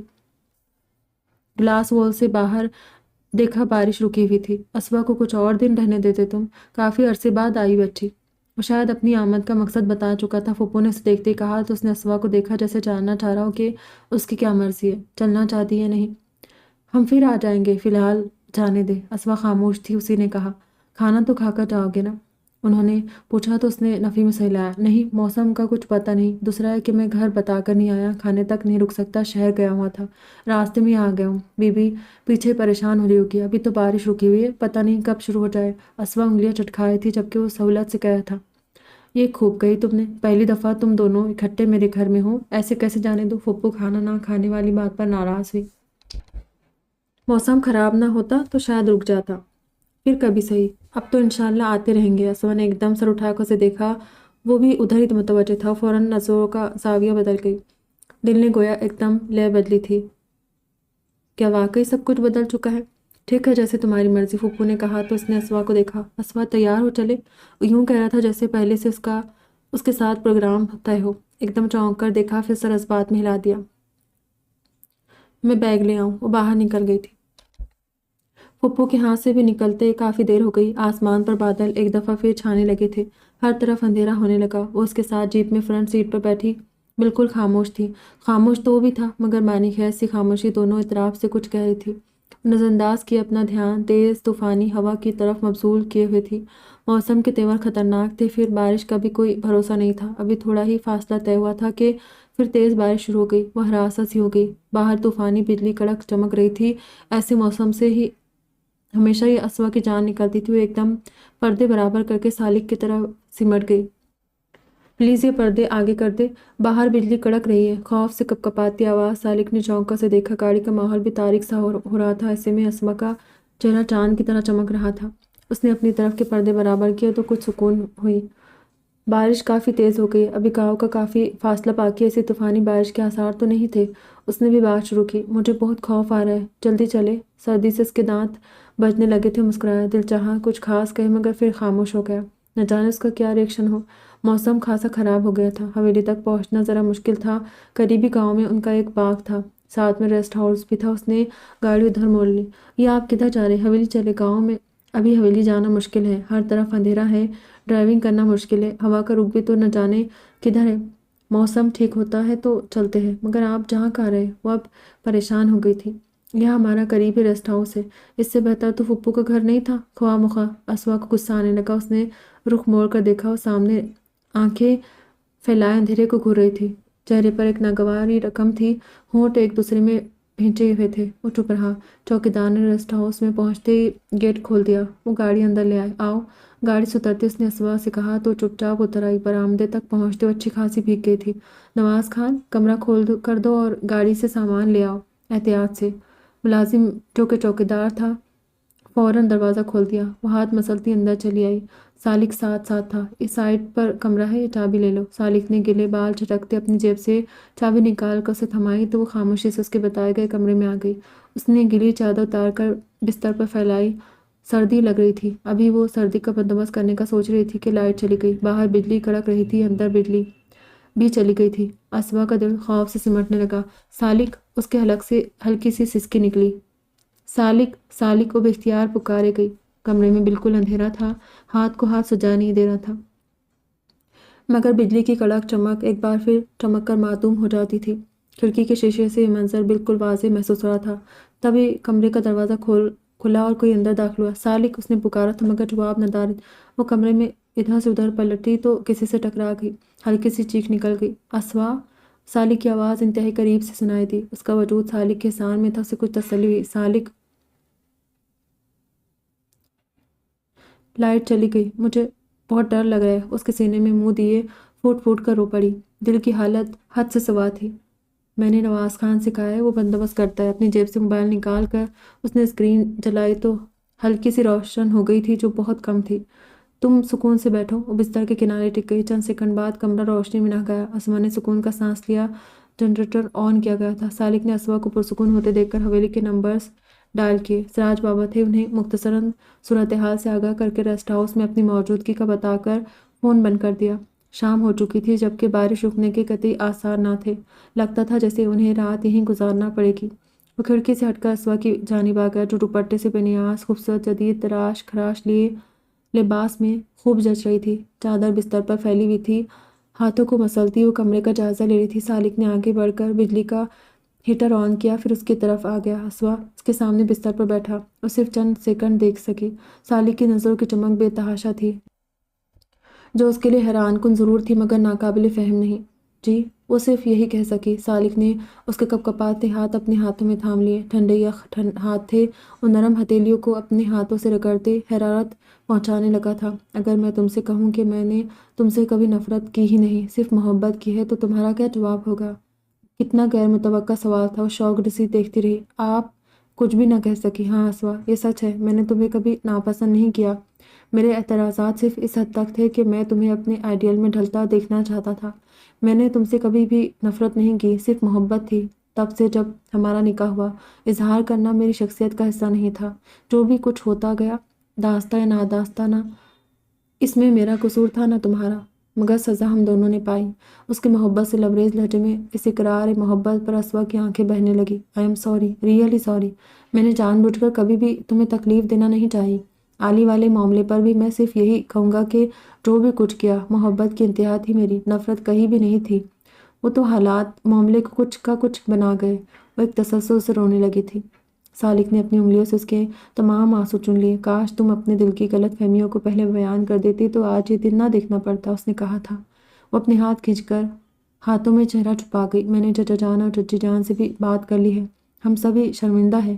کیا تم اعلیٰ ظرفی کا مظاہرہ نہیں کرو گی، ہمیں معاف نہیں کرو گی؟ उसी तरह नादिम से लहजे में पूछ रहा था। असवा ने अपने हाथ हटाए, फिर नफ़ी में सहलाया। मैं किसी से भी नाराज़ नहीं हूँ, आपसे भी नहीं, अम्मी और बाबा जानी से भी नहीं। फिर अगर आप मुझे नापसंद करते थे तो वो लड़की कौन थी जिसे आप पसंद करते थे? कुछ देर बाद उसने पूछा तो हैरान हुआ, फिर हंस दिया। असवा सा झुका गई, वो एकदम हल्का फुल्का हो गया था। कोई भी नहीं थी। जिस लड़की के बारे में तुम मशकूक हो वो मेरी क्लास फेलो और दोस्त की सिस्टर थी, और कुछ भी नहीं। ये तो बहुत पुरानी बात है, तुम्हें अभी तक याद है? अब लहजा नादिम नहीं था, शगुफ्तगी लिए हुए था। वो चुप रही। एक बात कहूँ, मुझ पर निकाह के बाद इंकशाफ हुआ था कि मैं दर पर्दा तुम्हें ही पसंद करता था। अपने मिजाज के बरक्स आज वो मुस्कुराते उसे छेड़ रहा था। असवा ने अपना चेहरा साफ किया। तुम बहुत अच्छी हो असवा, मैंने कभी भी तुम्हें छोड़ने का नहीं सोचा, तब भी नहीं जब मैं तुम्हारे बारे में मशकूक हुआ था, अब भी नहीं। मैं तो सिर्फ तुम्हारी वजह से असवा, हम दोनों इतना अरसा एक दूसरे से भागते रहे। अब मुझे लगता है जैसे मैं थक गया हूँ, मैं अब रुकना चाहता हूँ एक मरकज़ पे, यहीं हमेशा के लिए। बीबी जान की भी ख्वाहिश अगर तुम चाहो तो। मुझे जगते बात अधूरी छोड़ गया। बारिश कब ख़त्म होगी? उसकी बात का मतलब समझते हुए ना समझी का मुजाहरा कर रही थी, जबकि चेहरा काफ़ी हद तक ब्लश हो गया था। वो इस्माइली खैस तो उससे बचना चाहती थी। शायद आप बारिश का भी बरसने का मूड है, तेज़ से तेज़ तर होती जा रही है। मुझे बहुत खौफ आता है ऐसी तूफ़ानी बारिश से। वो अपना डर बयान कर रही थी। और मुझे तो ऐसी बारिश में भीगने में लुत्फ़ आता है। सालिक ने खिड़की के शीशे के पार बरसती मूसलाधार बारिश को देखते हुए कहा। असवा, चलो आओ बारिश में भीगते हैं। अचानक से उसने कहा तो वो एकदम पीछे हटी। नहीं, मुझे बहुत डर लगता है। कभी नहीं, इतनी सर्दी है। वो अभी से कँपकपा रही थी। सालिक मुस्कुरा दिया, फिर उसका बाजू थामकर उसे करीब कर लिया। पागल हो तुम भी, मैं मजाक कर रहा था, मगर मेरी मौजूदगी में तुम्हें डर नहीं लगेगा, बिलीव मी, गंभीर लहजे में कहते हुए उसने उसे अपने हिसार में लिया। असवा का कपकपाता वजूद लरस उठा, मगर अब उसमें खौफ का अंसर नहीं था, बल्कि मुहाफ़िज़त का एहसास गालिब था। हम पिछली सब बातों को भुलाकर एक नई ज़िंदगी शुरू करेंगे, इस वादे के साथ कि कोई भी बात, कोई भी गलतफहमी दिल में नहीं रखेंगे, वरना ये छोटी मोटी बातें बढ़कर बहुत बड़ी हो जाएंगी और पॉइजन ट्री का किरदार अदा करेगी। वो उसके कान में सरगोशी के से अंदाज में कह रहा था। असवा की आंखों से चंद आंसू बहे थे और सालिक के गिरेबान में जज्ब हो गए। सालिक ने झुककर एक इस्तेकाक भरी मेहर उसकी पेशानी पर सबत की थी। असवा उसकी पनाह में मजीद सिमट गई। बाहर बारिश अभी भी तेज थी, मगर अंदर वो पुरानी दिनों को भुलाए नई जिंदगी की शुरुआत कर रहे थे। दोनों ही पुरसुकून और खुश थे, और जिंदगी भी उन्हें देखकर मुस्कुराई थी। मुसाफिर लौट आए हैं, हवाएं खिड़की के शीशों पर दस्तक देते गुनगुना रही थी। सालिक उसके कान में सरगोशी के से अंदाज में कुछ कह रहा था, और रसवा सर हिलाए मुस्कुराए जा रही थी कि यही जिंदगी थी और यही मोहब्बत थी। दी एंड। अपना ढेर सारा ख्याल रखिएगा, दुआ में याद रखिएगा। खुदा हाफिज़।